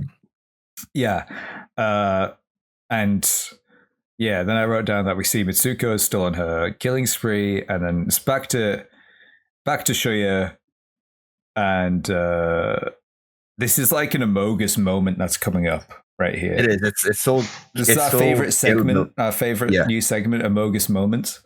Oh, okay. Let's go. And we get so many creative ways people die here. This scene is just perfect. Like, what is it? Like 5 minutes, and we discover all about these characters and their different personalities, and everybody's getting wrecked. Do you guys want to take it from here? On Beckham. Me? Okay. Yeah. So there's food being prepared downstairs by the girls to bring up to Nanahara. I have his name written as second name here for some reason. I think maybe somebody mentioned it as his second name. Yeah, sure, Nanahara. Yeah. And the girl who has witnessed Oki's death, Oka, she's planning to poison his food. She's got a little vial of something orange, and she's planning to poison his food. Yuko's weapon was poison that she got from her back. Yeah. Okay. I didn't even think of that. I thought she just figured it out in the lighthouse. That's smart. But unfortunately, she has managed to poison the food. But another girl whose name I completely miss rushes in like a big storm, talking to the other girls, takes the dish and just starts eating into it. She's like, "Oh, yum! This looks great." Just chows down on it. That's Yuka. Yeah. So Yuko poisons it. Yuka. That one's Yuka. to taste it. Yeah, she eats it and then instantly eats shit. She just fucking dies. Right? Her like vomits blood everywhere. Her mouth just explodes. Yeah, and shit hits the fan. I don't have any notes other than like, well, this scene is so Tarantino, right? Yeah. You can see why Quentin Tarantino loved this, because everybody starts accusing each other, and like, it's just in a minute everyone dies, right? One of them grabs the gun because that she's being accused, but it turns out it wasn't any of them. It was fucking Yuko with the poison, and she just hides under a desk while everybody's shooting each other. There's a big shootout scene. It's awesome, and the characters are all like, even though they're shot, they're like calling each other idiots and be like, "This fucking hurts. You see this?" And one of them puts a hand out, and I'm waiting for her fingers to be shot off. Yeah, they try and shoot her fingers. They miss her. You can see the bullets and ricocheting all around her. Yeah. They originally blamed the chef, which is Chisatsu. They blame her for poisoning the food. Yeah. And then Satomi, who's kind of like the nerdy girl with the glasses, just pulls the Uzi on everybody. It's a mess of a scene in the best way possible. There's just and every single person in that room gets hit except for the one person that should have got hit. Yeah, the one that actually was the culprit. Yeah, Itsumi. She calls them idiots. Yeah, and she as she's dying, and she says they might have all survived. You know, if they hadn't just been fucking idiots. And this scene reminds me so much of Red Jacket Guy at the end of Black Summer season 2, where like, do you know what I'm talking about? Where everything's gone to shit and he's calling them fucking idiots. Why don't you just listen to me? Like, and he's got them all at gunpoint. So dope. We're all so stupid. And then Yuko, one of the girls is like, "It wasn't you, was it, Yuko? It wasn't you." She's pointing a gun at her, and she's just shaking her head, even though it was her. And then she can't live with it, so she unlocks Shuya's door. That's quite nice. She thought about that. And then she climbs to the top of the lighthouse and jumps off. And it's just like, oh my god, Shuya just went from having like a sweet harem of chicks in a life, all the food you could possibly need. You know, they'd all nurse him back to health and stuff. And it's instantly everybody's fucking dead. What a nightmare. His harem aura is so strong. It just they all get unalived. It's crazy. Harem aura. So it just like that 10 to go, right? 10 to go. We're down to the final 10. Yeah. Kawada's looking after Noriko, and is this a dream sequence or a flashback? What is this? I hope it's given to you like a dream, but I think it's a flashback because of a credit scene, right? Right. Oh yeah. Yeah, so I think this is given to you as a dream, and I don't like it given to you as a dream because it feels weird. I don't want her dream, but they have it's done in a way that they're both having the same dream as well. Like the Kitano and the Riko so it must both be have a the same dream. flashback, or maybe it's a dream. Yeah. You know, if you have a dream of something that you've done in the past. Yeah. Oh man, it's definitely a flashback because the credit scene is the conversation about the knife. So it's that, only they're not talking in the dream. There's no words being said in the dream, but in the flashback that we get at the end of the movie, then it's the exact same thing, only they're actually talking to each other and it's a bit more fleshed out. Yeah, because they've got ice lollies in this section or in this scene, don't they? They're running along the rocks next to the river, right? Yeah. So I'd imagine that like she probably came to class a bunch and like nobody else did, so they just hang out. Yeah. And I don't get the idea that it's like insidious. No, I don't like he's preying on her. I think he's just happy that she's. My initial lines there was like, what? And then I just had a question mark after question mark. But don't worry, there's nothing sinister there's no sinister motive for him, and it's explained I have a very sinister, good explanation. That's the word, not insidious. I have a very good explanation why I don't believe it's he's got like a sinister motive there. There's like a lot of loneliness in his character towards the end, which means like I think it's just a teacher that got on with a student that got on with him. Yeah. And then, like you mentioned, there's like students that aren't even showing up anymore. They've given up on school, which it's mentioned and whatever. So like I think it's just a teacher that ended up bonding with a student. I don't think there's any growth in this kind of relationship. I don't think so. He talks later about how he bonds with kids. Yeah. And that's not good, but that's later on. Later on, he's literally like, they don't even let me hit kids anymore. You know, I used to smack them around and then you form a bond with them and you get to know them by smacking them around. And we're not even allowed to do that. Not even if they stab you, we're not allowed to punch them back. And you I had just a metalwork teacher that was basically like that. I know, like hitting, like I know mum and dad tell me stories about when they're in school and their teachers used to hit them with books and rulers and all sorts of things. Like, school back then sounded terrible. Yeah, so one of our metalwork teachers yeah. was exactly the same in our age. Like he'd throw tools and hammers and screwdrivers across the room at people and everything. Like he was like that. But then, no joke, if you ask anybody that was in that metalwork room who was your favorite teacher, he's usually the one that you'd say. He was like, there was I don't know what it was about him. He was a really, really nice guy. And he was so funny, he was whatever. But if you pissed him off, you were getting hurt. Like, and he got away with it. Like nothing ever happened to him because of it. He just got away with it. It was just the way he was. Yeah. Shout out Mr. Burns. Not Mr. Burns like The Simpsons. Shout out to Mr. Burns, my metalwork teacher. All right. Well, so yeah, they've got this weird dream-like flashback sequence where they're chilling on the river. Okay, so their relationship is established, right? It's not all. It wasn't all negative like some of his other students, like Nobu. You know, it's like she never stabbed him in the ass. She still did hide the knife. Right? She did, but she, again, we'll get into what she even talks about with the knife later because that's weird. Okay, so the phone rings where Kitano's phone rings and his daughter is on the other side. Yeah. Shuri is his daughter. Yeah, and she's ringing to tell him that her mum, his I'm assuming if they're still together, but she just says mum's unwell. Yeah, so we find out that like his wife is sick and his daughter hates him here, basically. Yeah.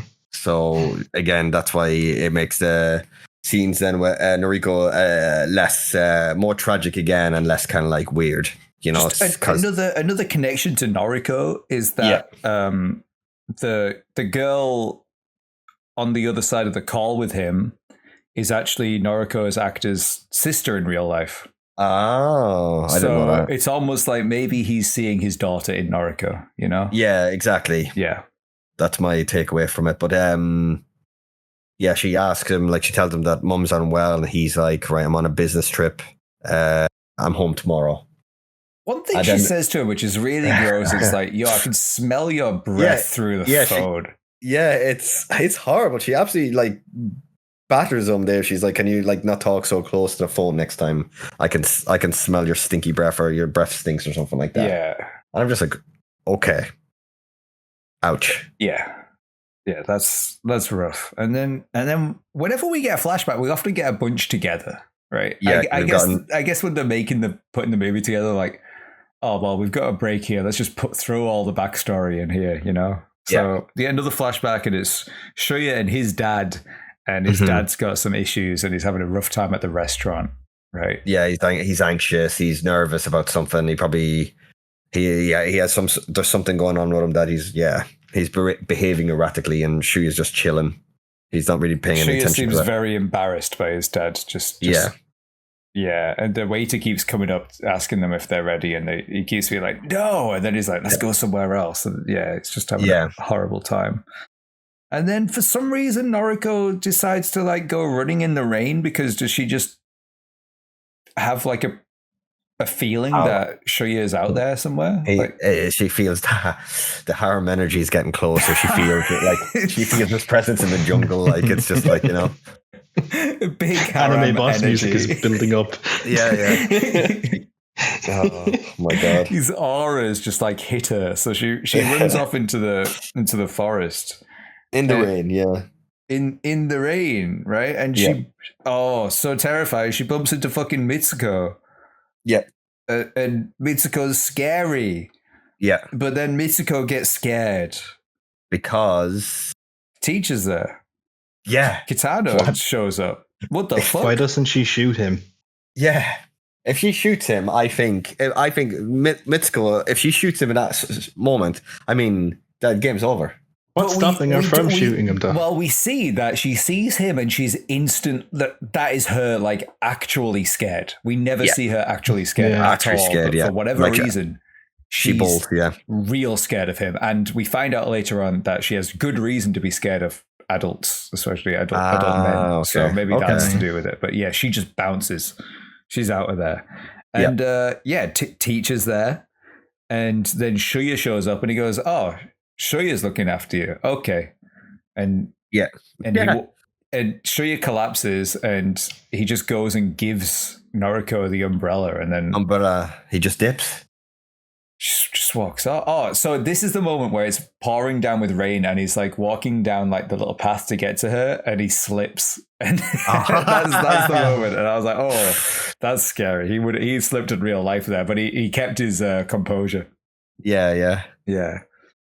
But how do you think he got there so quick? Do you think that like it's like one of those like how do you think maybe they're closer to at this point, maybe they're closer to the building. Yeah. Oh, yeah, they might not be too far away. Okay. Yeah.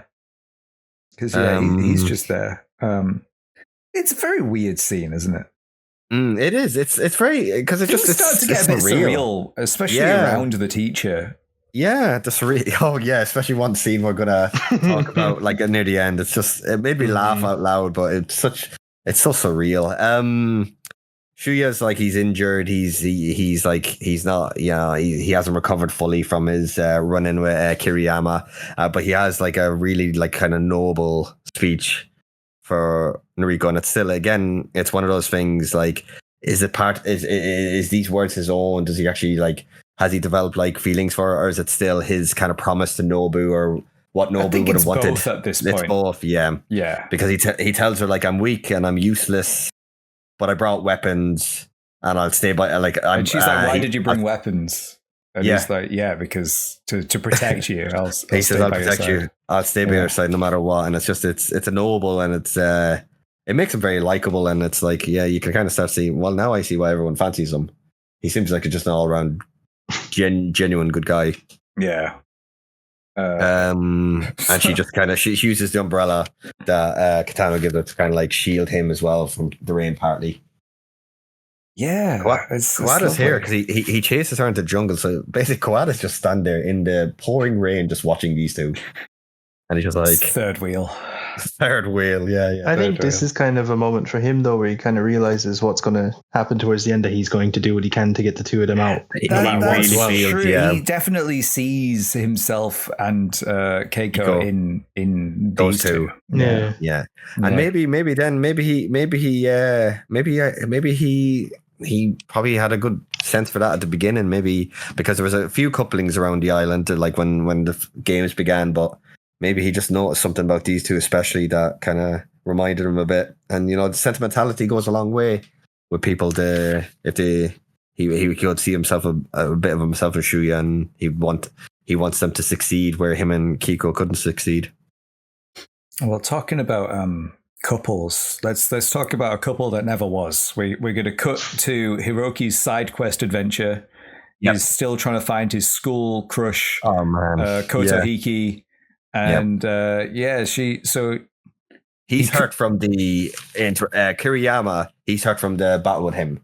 Yeah, I don't know if he got shot or he got hurt when he jumped into the water, afterwards. But yeah, he's injured, but he's still trying to find her, and he actually has found her. There she is. Yeah. She's chilling in like a warehouse, and she is like so scared. She's been doing the tactic of just hide in place, right? Yeah, which would have worked if a guy didn't have a GPS tracker on her, right? And she's so terrified that she shoots him. Yeah. She shoots Hiroki. Yeah. I feel so bad for him. Yeah. Like, see, that's maybe karma would have went differently if he told Chigusa that he liked her, Exactly. See?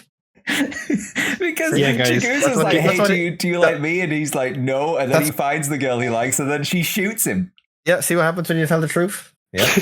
Yeah, guys, get in a relationship with people you don't like. So the ones that you do like don't kill them. Relationship. She literally died like a minute later. Come on. Lie to people that fancy you, so the people who fancy you might not kill you. That's what you do. It's a vicious circle. And she fucking shoots him, and then he's like, yo, you better run because people will have heard those bullets. And she's like, what the fuck? Why are you talking about? Why are you being nice? And he's like, well, I've always fancied you. You know, I love you. I've loved you for a long time. And and she's like, but you've never even spoke to me. And I'm like, oh yeah. It's like one of those. His riz is a little bit off there. You know, he's got to. He doesn't have that Shuya riz. You see? No. I need to establish. I need to find out what the Shuya riz is because I don't have it either. But he definitely he got Chigusa, the coolest. He attracted her, and then the girl he was attracted to, he never somehow spoke to. Man, but another poetic death because he dies. She's sad. How far does she get? Like, she doesn't get very far. There's a flashback scene before he dies here, and it's her cheering him on in basketball. Oh, I don't have that. I didn't have that. Yeah. But the weird thing is, she's like cheering him on, even though he misses the shot. He misses the hoop, and everybody starts like cheering. It's just weird the way it's shot. And he says, I've loved you for a long time, but you never even talked to me. And then Bex, your favorite, Mitsuko comes in, fucking shoots her. Blast. Just not blasting.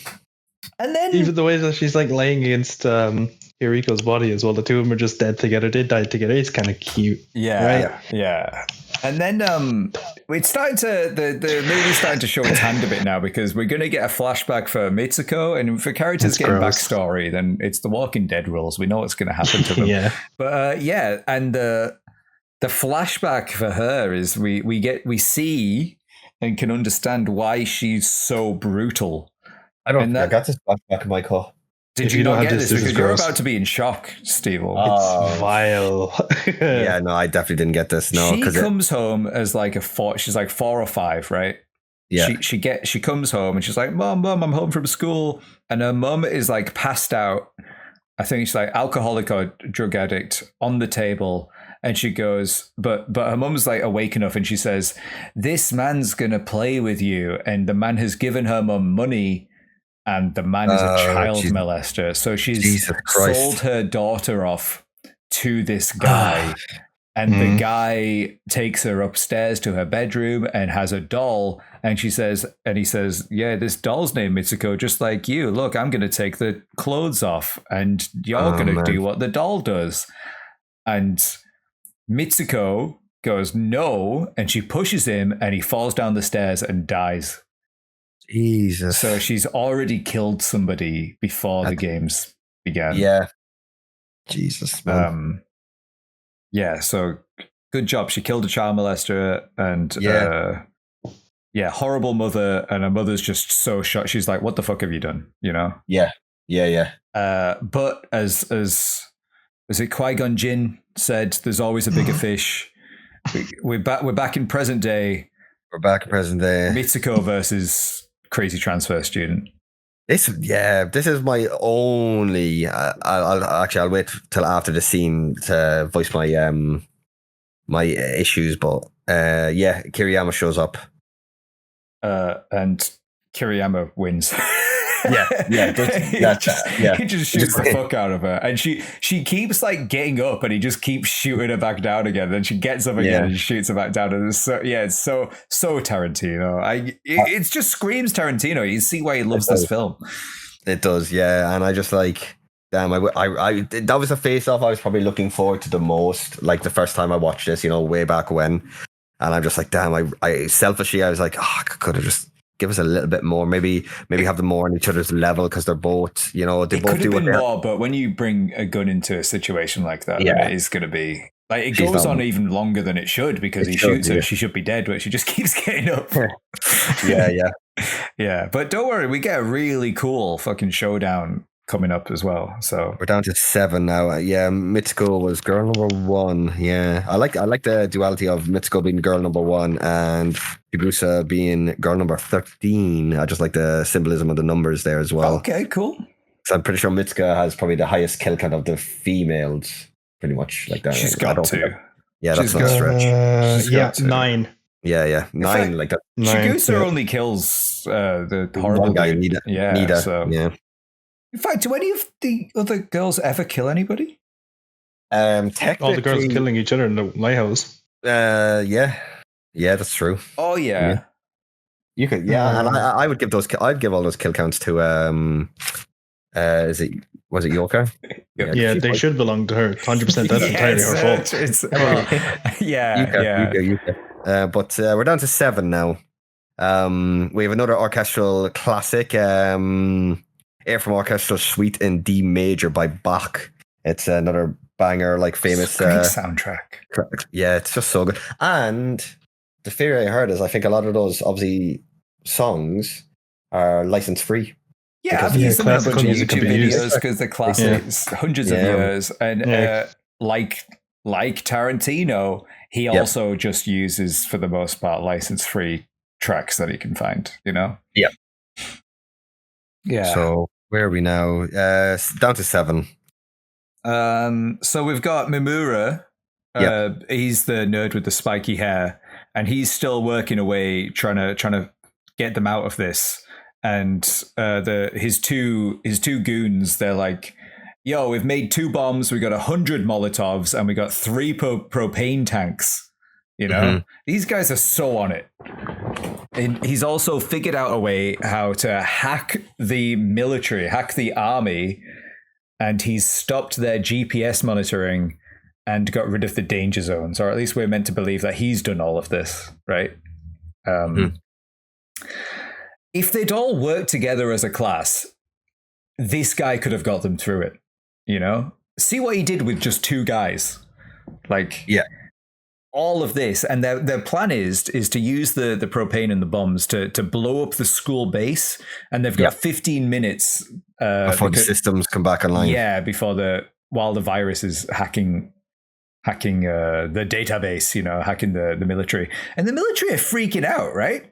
And then freaking Takano just walks over and switches the electricity off, and they're all like, whoa, switch it back on. But he's in charge, so no, they don't. No. They were so close. These kids, they almost did it. And then fucking Michael Myers Terminator Sephiroth comes in, and he's just unstoppable. And and they see him in the distance, and they're like, "Oh, it's got to be Shuya! Yo, Shuya, get over here!" And Yutaka just runs. Yeah, Yutaka runs out first, thinking it's Shuya, and he's shot down.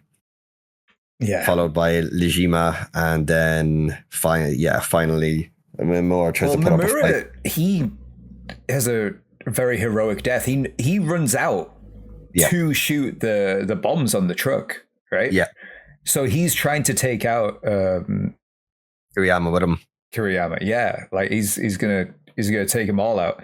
And what's really sad is fucking Shoya does show up like a minute later. Yeah. The crew shows up. Kawano, so they all blow up. But transfer student has a Sephiroth shot, is walking out of the flames, and he's blinded. Yeah. Still hasn't said a word. Yeah. Still terrifying. Yeah. Still even probably more so terrifying now, because I don't know, he had nothing to lose from the beginning, but now he's just like, right. When you think of like horror movie villains, this guy needs to come to mind. You get this guy in DVD, you know. Like, oh man, dude. This guy's epic. Yeah. Yeah. So now we've got transfer versus transfer. You've got Kiriyama versus Kawara.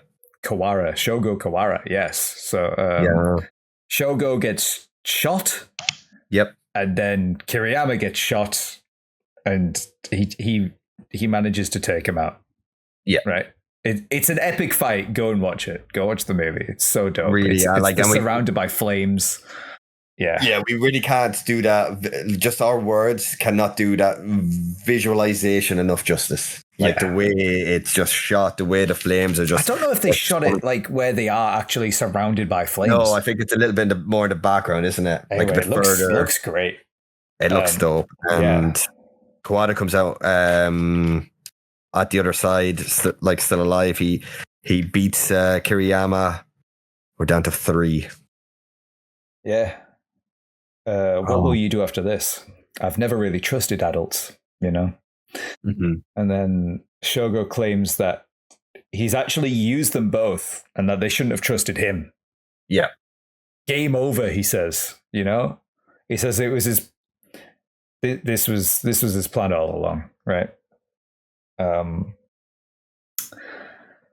But I think he says that because he knows that there's mics in their necklaces, right? Yeah. So we know a bit more about what he knows himself a little bit later. So I think he knew the mics were there. Yeah. Even if they might have been switched off, because he doesn't know that they were hacked, right? Because they got here after everybody died. So he says that, and then there's a gunshot, and then game over, right? So we are to believe that he has now just killed Shuya and Noriko. And the teacher, he's like, operation's complete. And the military are like, should we not go confirm the kills? And he's like, nah. And then they leave, right? Yeah. This whole last section is just so breakneck speed. It's so weird. We've got teachers doing how did you sound like you were down a hall and then come in? That was weird as hell. Yeah, you did. Yeah, and then you just zoomed in really fast. You leaned into the mic there.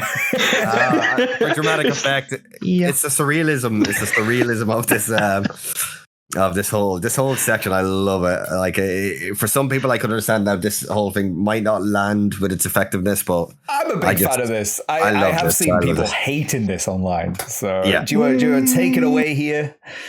Oh man. So yeah, Kawada's declared the winner. Kitano says, you're what, let's just leave it at that. The military, everyone just evacuates. He stays behind. And he just he's just chilling, right? And he's doing he's out in the field. So it looks like the more you see of the school playground, I think. Yeah. The more you kind of look at the building now from this, once it's daytime and we're outside the exterior shots, it looks like it's just an abandoned school, typical school over Japan. And he's just out in the playground and he's just doing exercises. He's just doing I don't know what he's either doing, dance, he's doing not jumping jacks, but he's doing some sort of body exercise, and he's just listening to some sort of speaker. Some tape is telling him what exercises to do. Now lift your arms up, 1 and 2 and 3. Exactly.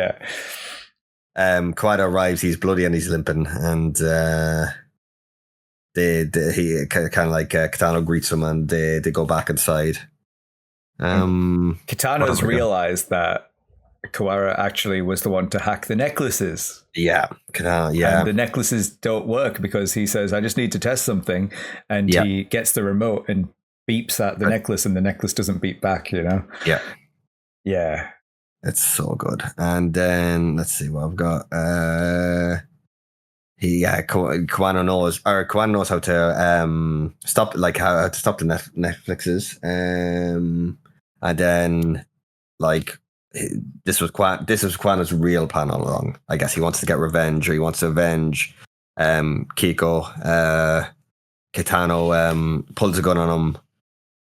Shuya and Noriko arrive. Yeah.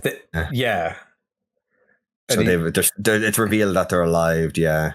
And he says, the kids make fun of me at school. My own kid makes fun of me. So we're all going down together, I think, isn't it? Yeah, we're all going down together.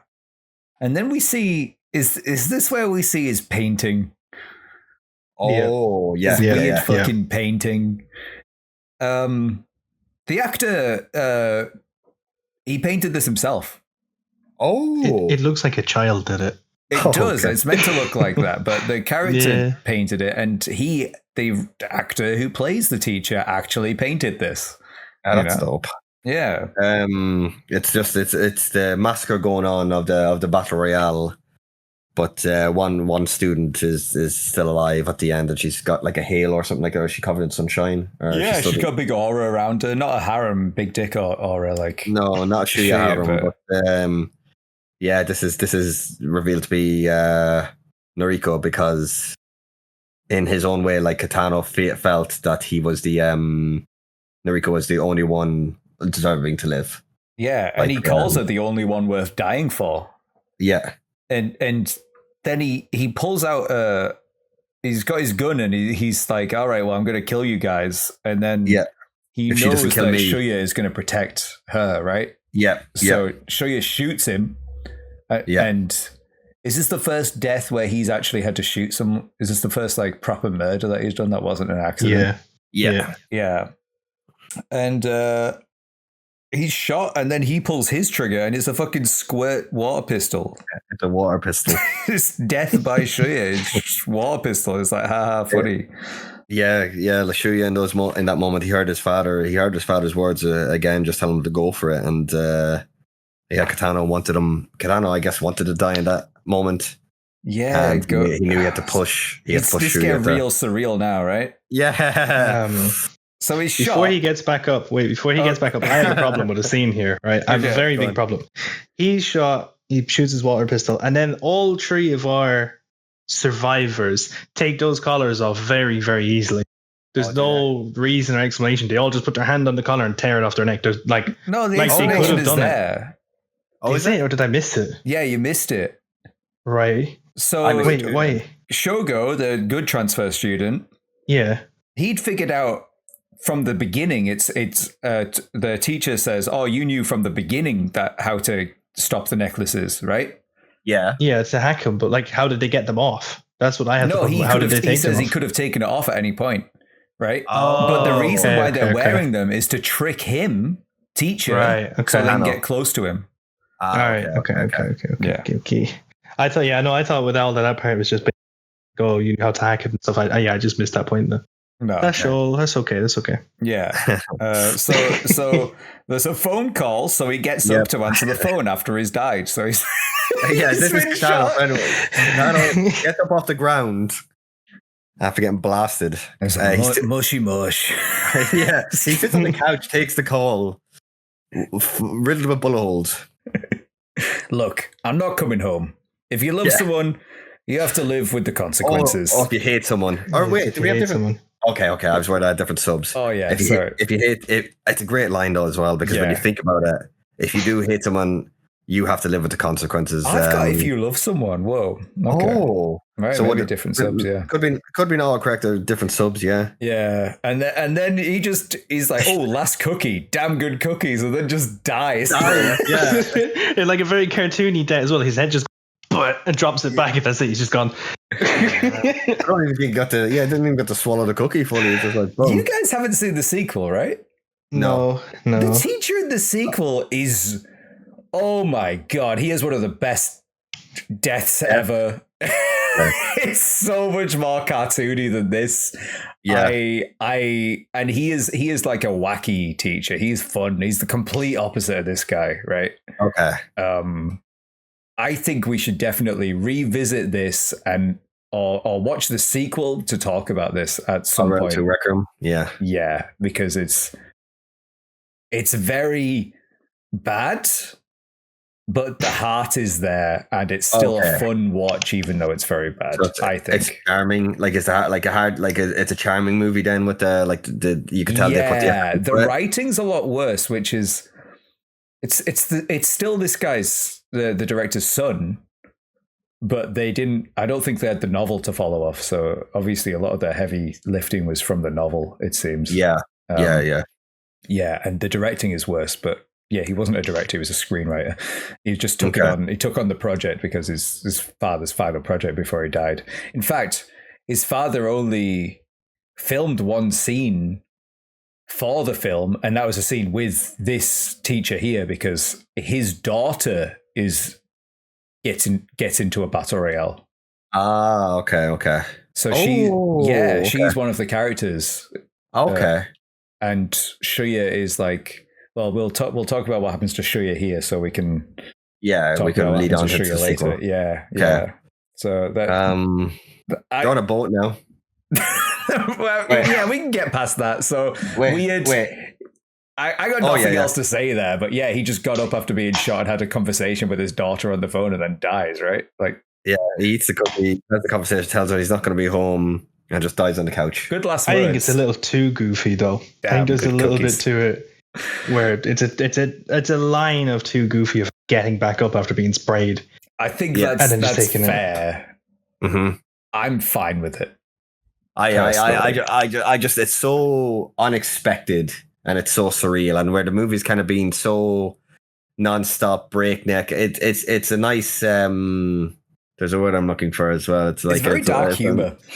It's dark humor, yeah, it is, and it's just Katana almost just gets his last laugh just telling his daughter, because I think he tells he tells her like to, I don't know if he gives out to her or anything like that, but he says he tells her, if you hate someone you have to live with the consequences. I won't be coming home now. I don't know if he says anything else to her, like he throws the phone away and just shoots it. He's done with the conversation. Fuck that. Yeah. So it's his kind of final way of going out on his own terms, sort of thing. Yeah. We're on the boat. We're on the boat. And Shuya, he asks Shogo, how do you know how to drive a boat? Oh, yeah. My dad's a fisherman. Well, my dad was a fisherman, and they never fucking nothing. They just don't react at all. Noriko's too busy looking back at the island, and she's just like, oh, it's beautiful, even if it's where everyone died. It's like, yeah, it's just another good line. Some good memorable lines here at the end. And it's still a joke in the movie, right? Is that this guy just keeps lying about what his dad his dad has a different occupation. His dad was an astronaut, a fisherman, a chef. A doctor, yeah. Johnny Sins. Oh my god, his dad was Johnny Sins. But Kwana's then is like, they're asking if they'll meet back up on the mainland or if they'll stay together, and he's like, I'd rather not. Lots of bad memories. Lots of bad memories. He goes, yeah, this was only 3 days, but there's a lot of memories he'd rather forget. And then he gives Kwana like a little bit of an idea just where to go or how to direct the ship, and then Kawada just fucking dies. At the end, I'm glad I found a true friend. That's what comes up on the screen, right? I don't think he says that, but he's happy because they get to live the life that him and Keiko could have lived, you know? And he kind of, in this way, is redemption, because he probably felt some sort of survivor's guilt, him surviving, Keiko not, losing that relationship in the game, and the fact that Noriko and Shuya have a chance to survive now. They will be. Then they get back to the mainland, and they're now declared fugitives, aren't they? This is so shit, right? You survive all of this, and the reason why the fugitives, it says, is because they've aided a murderer, and they are murderers. Yeah, it's like you forced them to do this. This is the act that you put into place. This is the act that you passed. Yeah, I don't understand. I mean, the thing is, though, if they had survived and like won the game, they would have been held back and then put into a future game. So yeah. They've obviously learned how to disguise themselves by watching Marvel movies. You know, they got the baseball cap on. Yeah. Baseball caps are like Clark Kent taking his glasses off. It's like exactly totally different person. Totally different person. Like they've got the whole. It's like the Black Widow, Captain America disguises. There's Joe Goldberg from You. Isn't she the same guy? He's just wearing a cap. We can see it's you. The street they're at is a street in Shibuya, and they're going towards the train station. I went to that street. Obviously, lots of different stores now, but it was just so cool to be there. Were you wearing a cap? I wasn't wearing a cap. I had my big Jason Momoa hair back then. Couldn't fit it in a cap. Yeah, that's fair. That's totally understandable. Then we get like. Again, is it dream sequence? Is it flashbacks? It's just like This is where I think it's turned flashbacks, right? Yeah. Well, we've one scene that's the basketball one, which I think is a dream sequence kind of thing. Seb, I think you had this right, where it's Nobu saying again just to protect her and giving him basically the thumbs up. This has happened a few times where we've got like the basketball in reverse bouncing towards Nobu. But then Nobu talks, so that's why I think it's like that's a dream sequence. Yeah, right. That one is, and then we get the next scene then, which is the one between Nakagawa and Katana, which I think is the flashback scene. I don't think that one's a dream.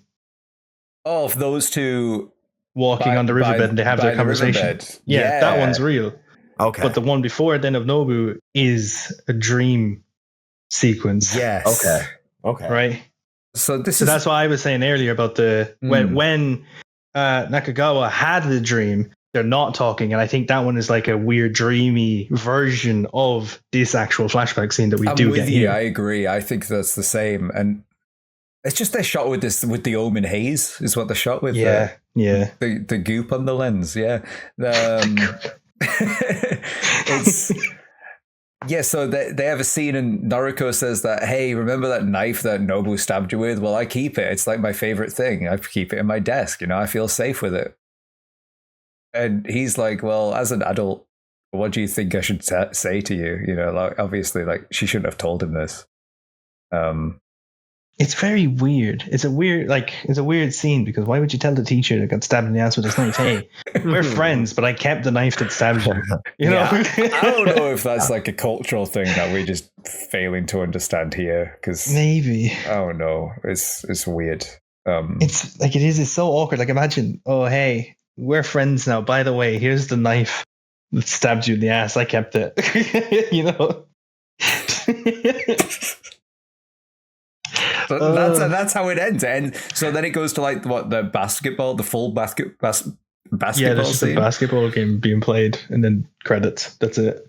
Yeah, we just see everybody being all happy. Well, we see them as a class one more time. Yeah. And that is that's GG's. I love seeing that.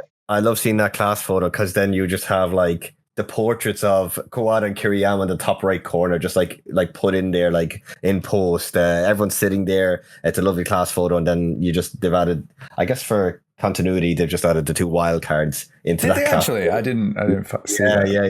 It's I'd say if you look up some images on Google when Beckham's looking for the thumbnail, he might see them. I went looking for one just to see if I could get a class photo, and they're all in really bad quality. But I looked up one in HD, and when it was turned into HD, everybody's faces were real demonic looking, and the 2 people on the wild cards looked terrifyingly demonic. I was like, I can't use that. Some AI upscaling or something. Some sort of AI. What I'll do then is I couldn't find a good copy of this. I mean, maybe there's probably physical good copies out there somewhere, but I couldn't find like one online. I had a 4K Blu-ray kind of cut, but yeah, you did. Damn. I'm not I missed out like on 8 minutes of the movie, some important scenes. But, what I'll do then is I'll go back, I'll watch the movie, and actually on VLC Media I can just literally I'll take a proper good like 4K screenshot, Beckham of whatever thumbnail you want, and send it over to you. I'll send it into the thing after, because I think I'm just going to use the picture from the beginning with the girl and the teddy bear, the first girl. I think that's iconic, isn't it? Really? Yeah. As I said, I'd really like to see a prequel. I mean, yeah. Is there no like extra story being told at all then towards another game in the actual manga itself? Is there any other game mentioned by the one we have here in the movie? I'm annoyed with myself. I never found the time to actually go back and read through it, because I read this like well over 10 years ago. You know, I've got the copies on my shelf, but I'm gonna get back into it. It's been a while since I've read any manga. But yeah, Battle Royale is just real good. It's real good. Still. The sequel. Yes. It's very weird. So give me kind of your, just like off the top of your head, give me like your honest kind of like rating if you were like to rate out like 5.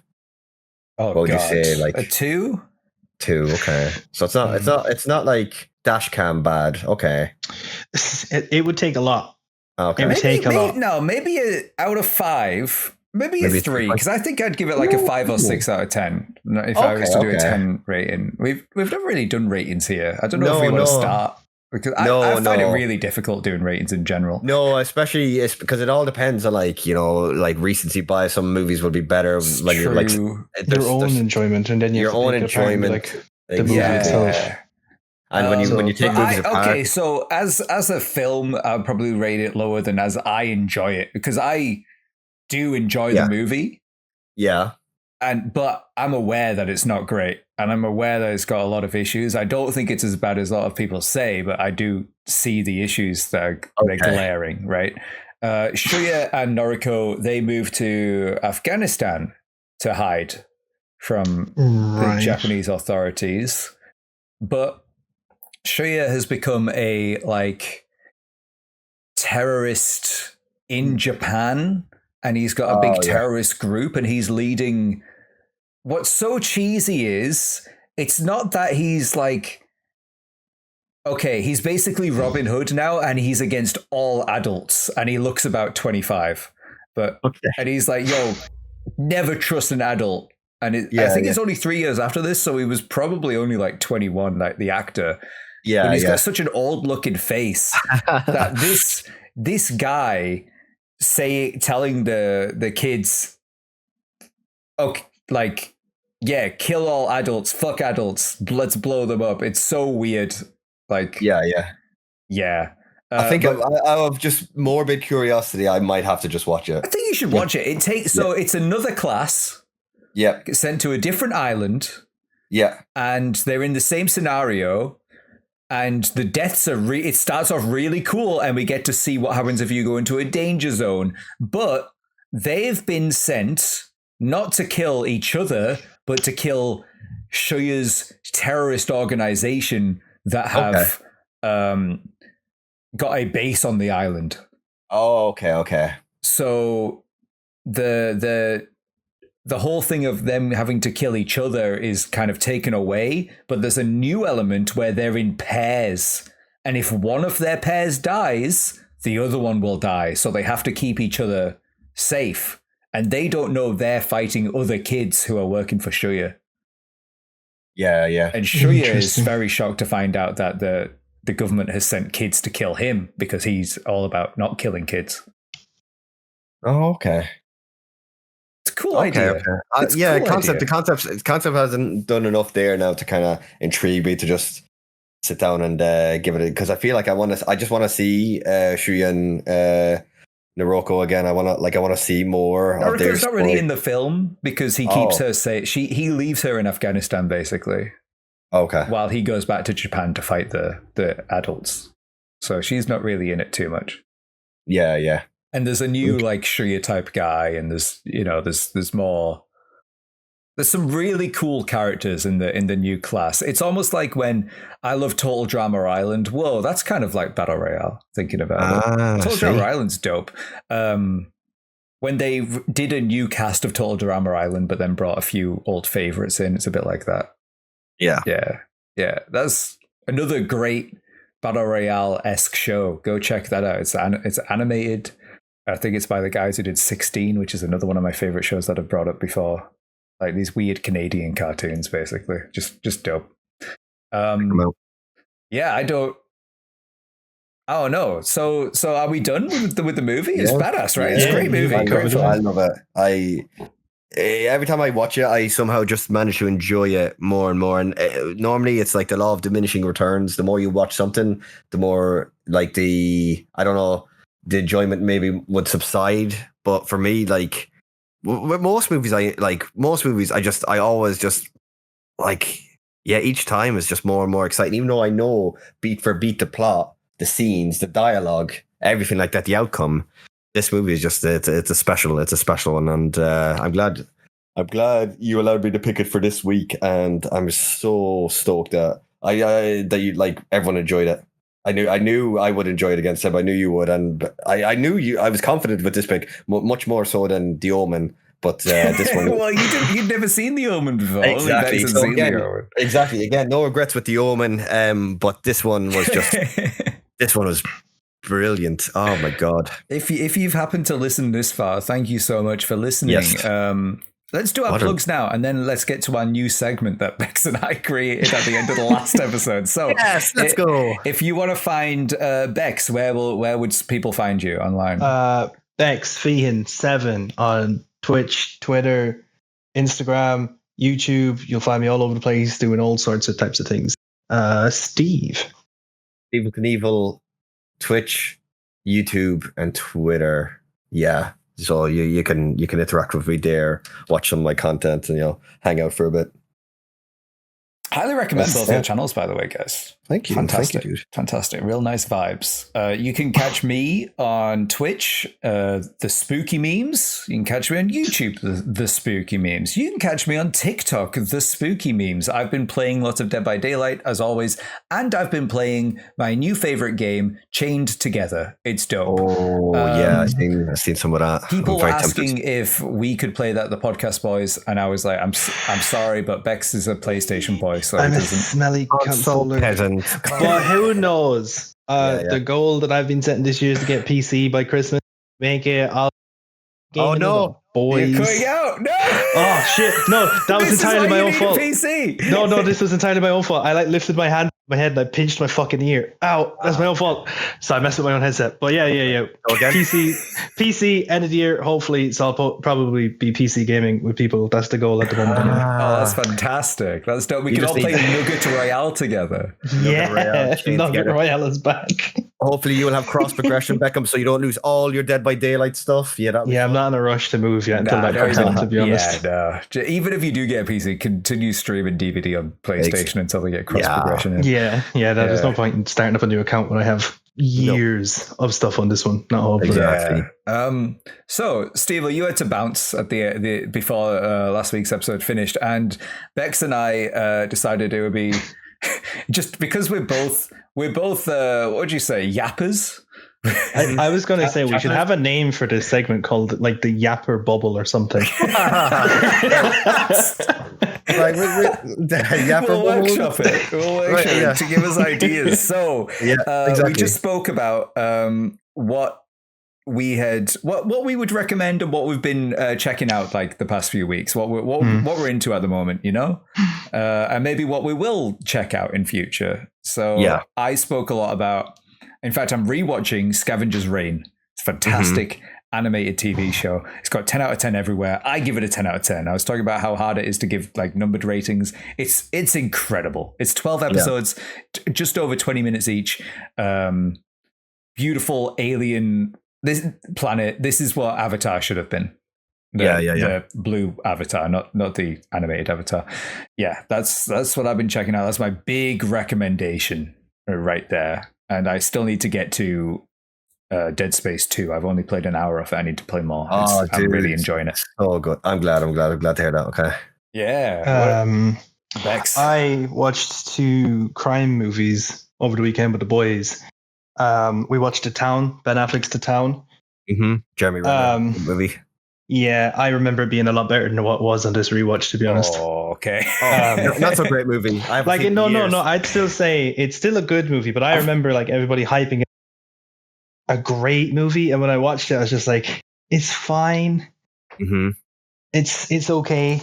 But to counter that, I did watch probably one of the best movies ever made, No Country for Old Men. I rewatched it for the first time in years, and it's fucking great. It's so good. It's incredible. It's and like I've seen it a couple of times, and it locks you in. It's very just like it just ends. It kind of gets to spoilers for it. Once Josh Brolin's character dies, it starts to go, oh, and now we're finishing. We're getting right into the end of it. So but all of the rest of it, and just even the way it's shot, every performance that's in it is so. Is that the Coen brothers? Yeah. They make some great movies. I think Fargo is my favorite. Fargo is really good. I still need to catch up on this show. Season 5 is fantastic. Season 5. I think I want to do a rewatch of it. Watch season. Yeah, that's a big recommendation for me there. You want just badass protagonists. I don't even remember her name, but she's great. She's so dope, so good.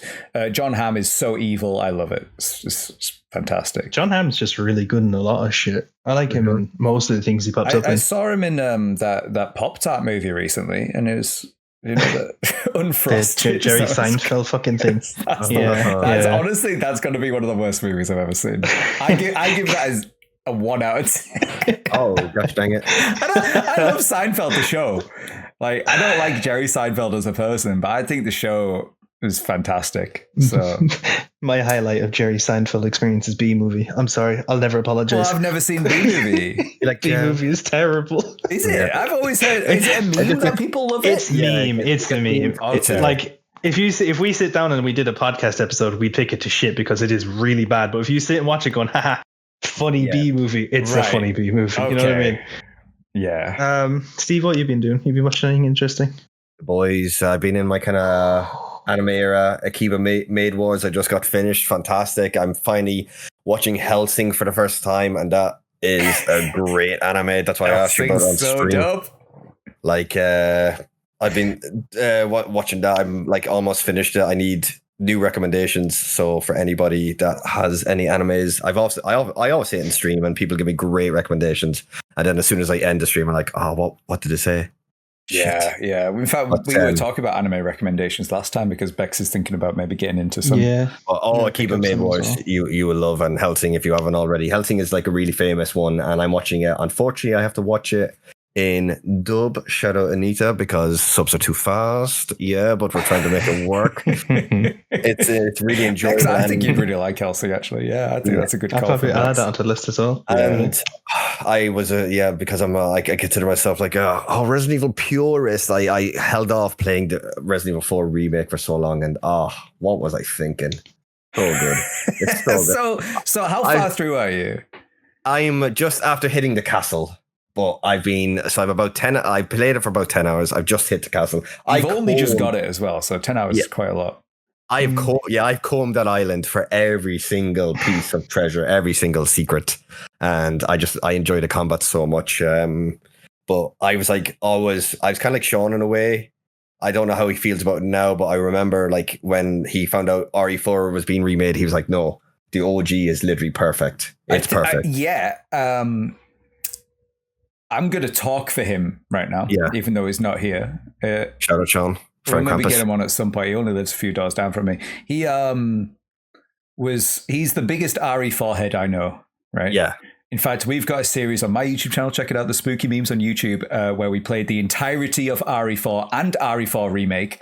And there's very special videos called the Krampus Cuts, where he has edited all the best parts together, and they're amazing.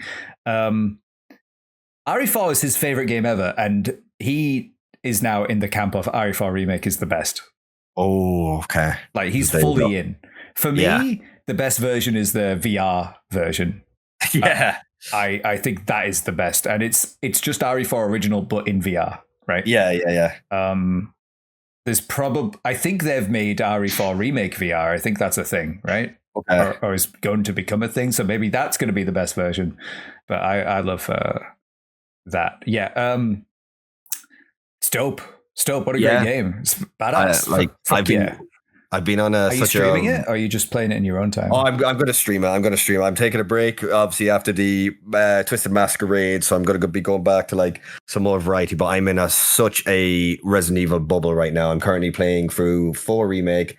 I've decided, I don't know why I decided to revisit 5 again, because 5 has aged like it's so jank on PC. I've always said this. It's like half of a good game, right? I can't help but the nostalgia. And then I'm also just kind of 4 Remake, and I want to get stuck into 1 again at some point. So I'll watch this space. I could stream them at some point. Still playing Ghost as well. Ghost is fantastic. What's your favorite Resident Evil games then? Like 100% number 1 Resident Evil game.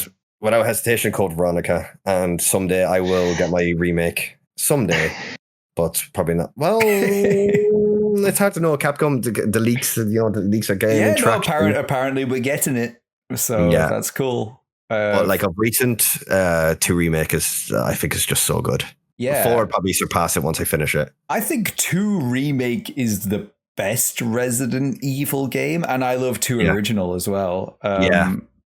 I think I maybe even enjoy 2 Original more than 2 Remake, even though I think 2 Remake is the best. And 3 Remake is my favorite. Yeah, I do love 3 Remake.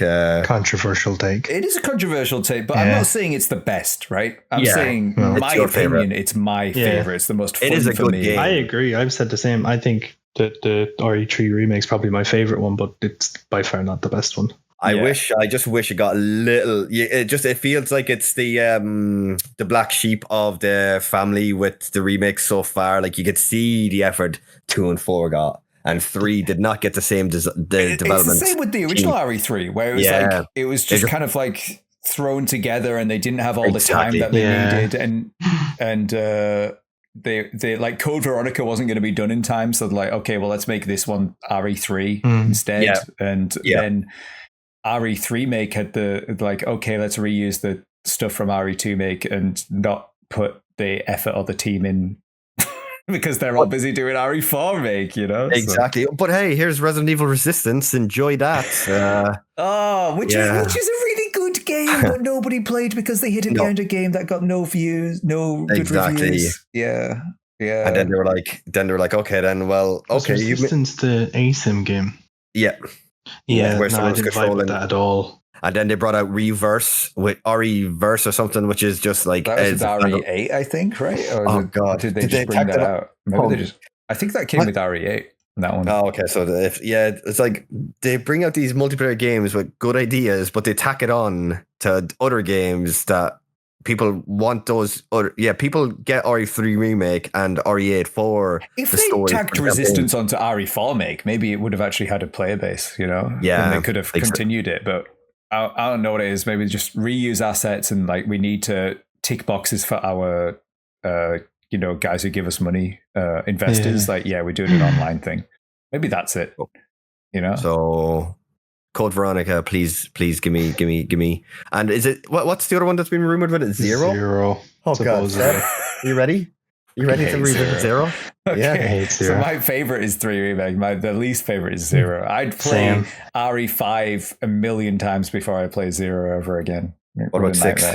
I've never even played 6, and I'd play 6 before I touch 0. I love 6. 6 is. If you guys want to just laugh, watch me and friend Krampus play through 6 because it's hilarious. 6 is my third favorite. Actually, it's so highly ranked. It's just such a guilty pleasure. I love 6. Just shut your brain off, and the combat is actually some of the best in an RE game. The movement and it's so good. Mm-hmm. What do you two think of the announcement of RE9 being done by the same people that did 7? That's fine. That's great. I think 7 was great, and 8 was a big step down. Game. 7 I've always said it. 7 is a very good game until they give you like a bunch of guns, and then it just starts to go a little downhill. That's okay for me. Like my purest brain tells me it's a great horror game, but it's not in my. I've started the sentence now. I might as well finish it. It's not Resident Evil. It's not a great Resident Evil game. Like the new trilogy. I haven't even touched it because I just think I can tell. It's a huge step down, and it doesn't appeal to me in any way. Yes, it has like Chris in the legacy character. Chris is a legacy character, and obviously it's the finale of the Ethan Winters storyline. But who really gave a shit about Ethan Winters? I said this on stream, and people are like, "No, we love Ethan," and I'm like, "How though? There's fuck all there about him." Yeah. The only thing I'll give 8 though is it was very visually impressive. There was a lot of really nice set pieces, and it looked like Dark Souls 3. Yeah, it did. It gave off very like graphically touched up Dark Souls, and that's saying something because Dark Souls are beautiful. RE8 DLC. Did the Rosemary DLC? Did that help at all? Maybe because it was short and sweet. I liked it. Yeah. I still have to play the Separate Ways one for RE4 remake. I can't wait for that. I'm everything we've discussed here, by the way, guys. I have full Let's Plays on. Yes, check them out. Check them out. Memes on YouTube. Please, the big Resident Evil fan here. Bex, you didn't say what your favorite was. I think the original 3 is probably my favorite. Mm-hmm. I think it's just something. I remember going to friends' houses and stuff, and I didn't have the game ourselves. I don't think so. Callum will correct me if we're wrong if we did have it, but I remember going into friends' houses and they'd be playing. I'd be like, "Oh my god, I want to play!" And then I'd take over friends' PlayStation, sit and playing Resident Evil 3 in their houses. So that used to be my favorite. I think it just holds a lot more nostalgia than some of the other ones. Yeah. Do you have a preference of the remake so far?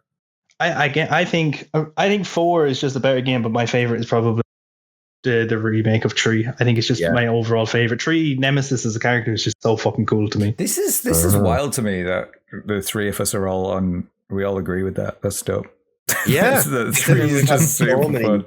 Yeah, but I don't get why so many people hate the remake. I don't get it. Like I know they cut corners and cut out. Yeah. If you like 2, why do you not like 3? Yeah.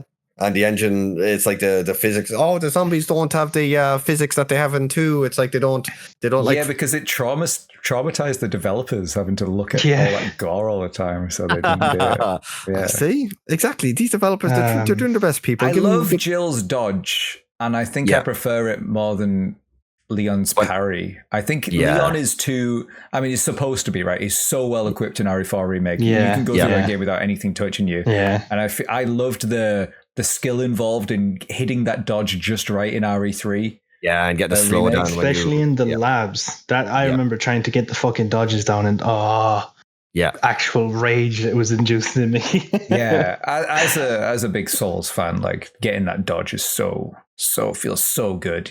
It's great.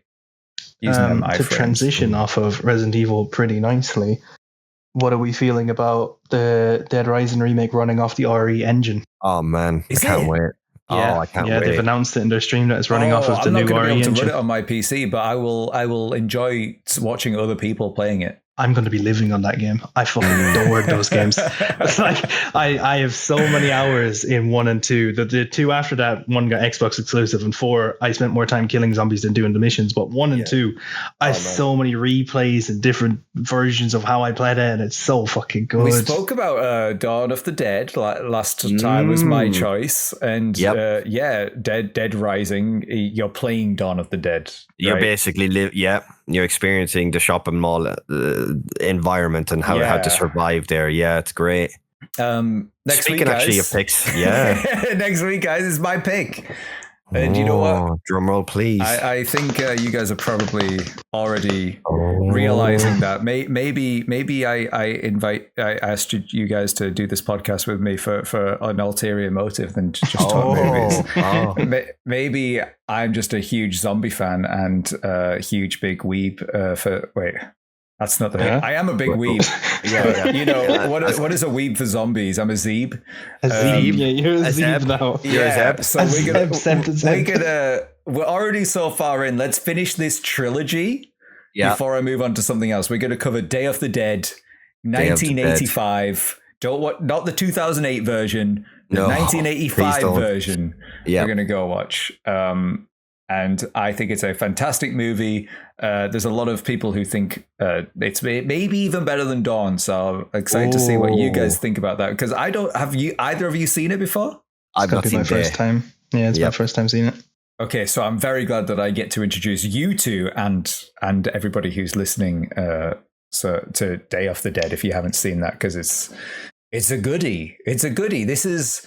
Romero has a good trilogy, and then he has a not as good trilogy. And, I would have felt guilty about picking 3 of the same director's films in a row, but you guys have just picked so many great movies that I've loved to talk about. I don't feel bad. It's great. No. And if there's any director that deserves it, it's George's. It's George and this trilogy. And speaking of listening, thank you for listening to everybody that has listened to all of our episodes so far, and this episode also when it goes live.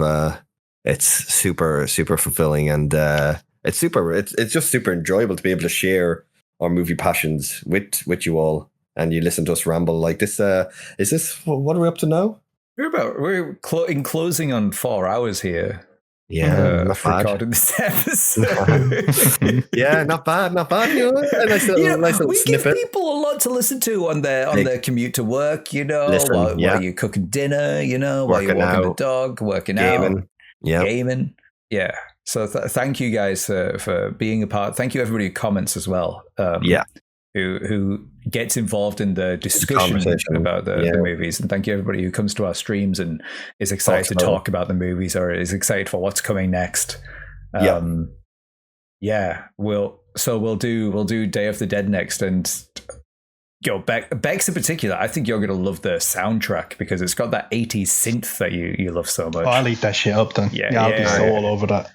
Yeah, I love that shit. So I'll be ready for that. I'm excited for it. I'm excited to see it because, again, I know very little about this one, only little small plot points. So I've been nice to sit down and actually sit and watch it. Talk about this one as much, even though it's so good. This one maybe inspired Resident Evil more than Dawn of the Dead because you get into the soldiers and the scientists, right? And that's very Resident Evil there.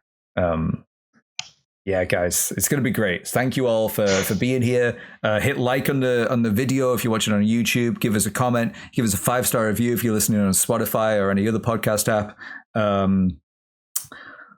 That's it, right? Is that everything? Perfect. Thanks. Last message for me. Fuck IMC Cinemas for not showing Maxine in my area. Now I can't fucking see it. Thank you, IMC Cinemas in Ireland. Thank you. Just want to say that. Bye. Any IMC sponsorship possibilities? I'm actually fuming. The next movie I'm probably going to see in the cinema is going to be Dead Deadpool 3. I'm going to see Longlegs as a replacement. I wasn't going to go see Longlegs. I want to see Maxine really badly. But the cinema decided to say, no, boys, we're not getting it. Unless you want to travel for an hour and a half. I don't think I've had many A24 films hit where I am. Yeah, not here my either. Local cinema.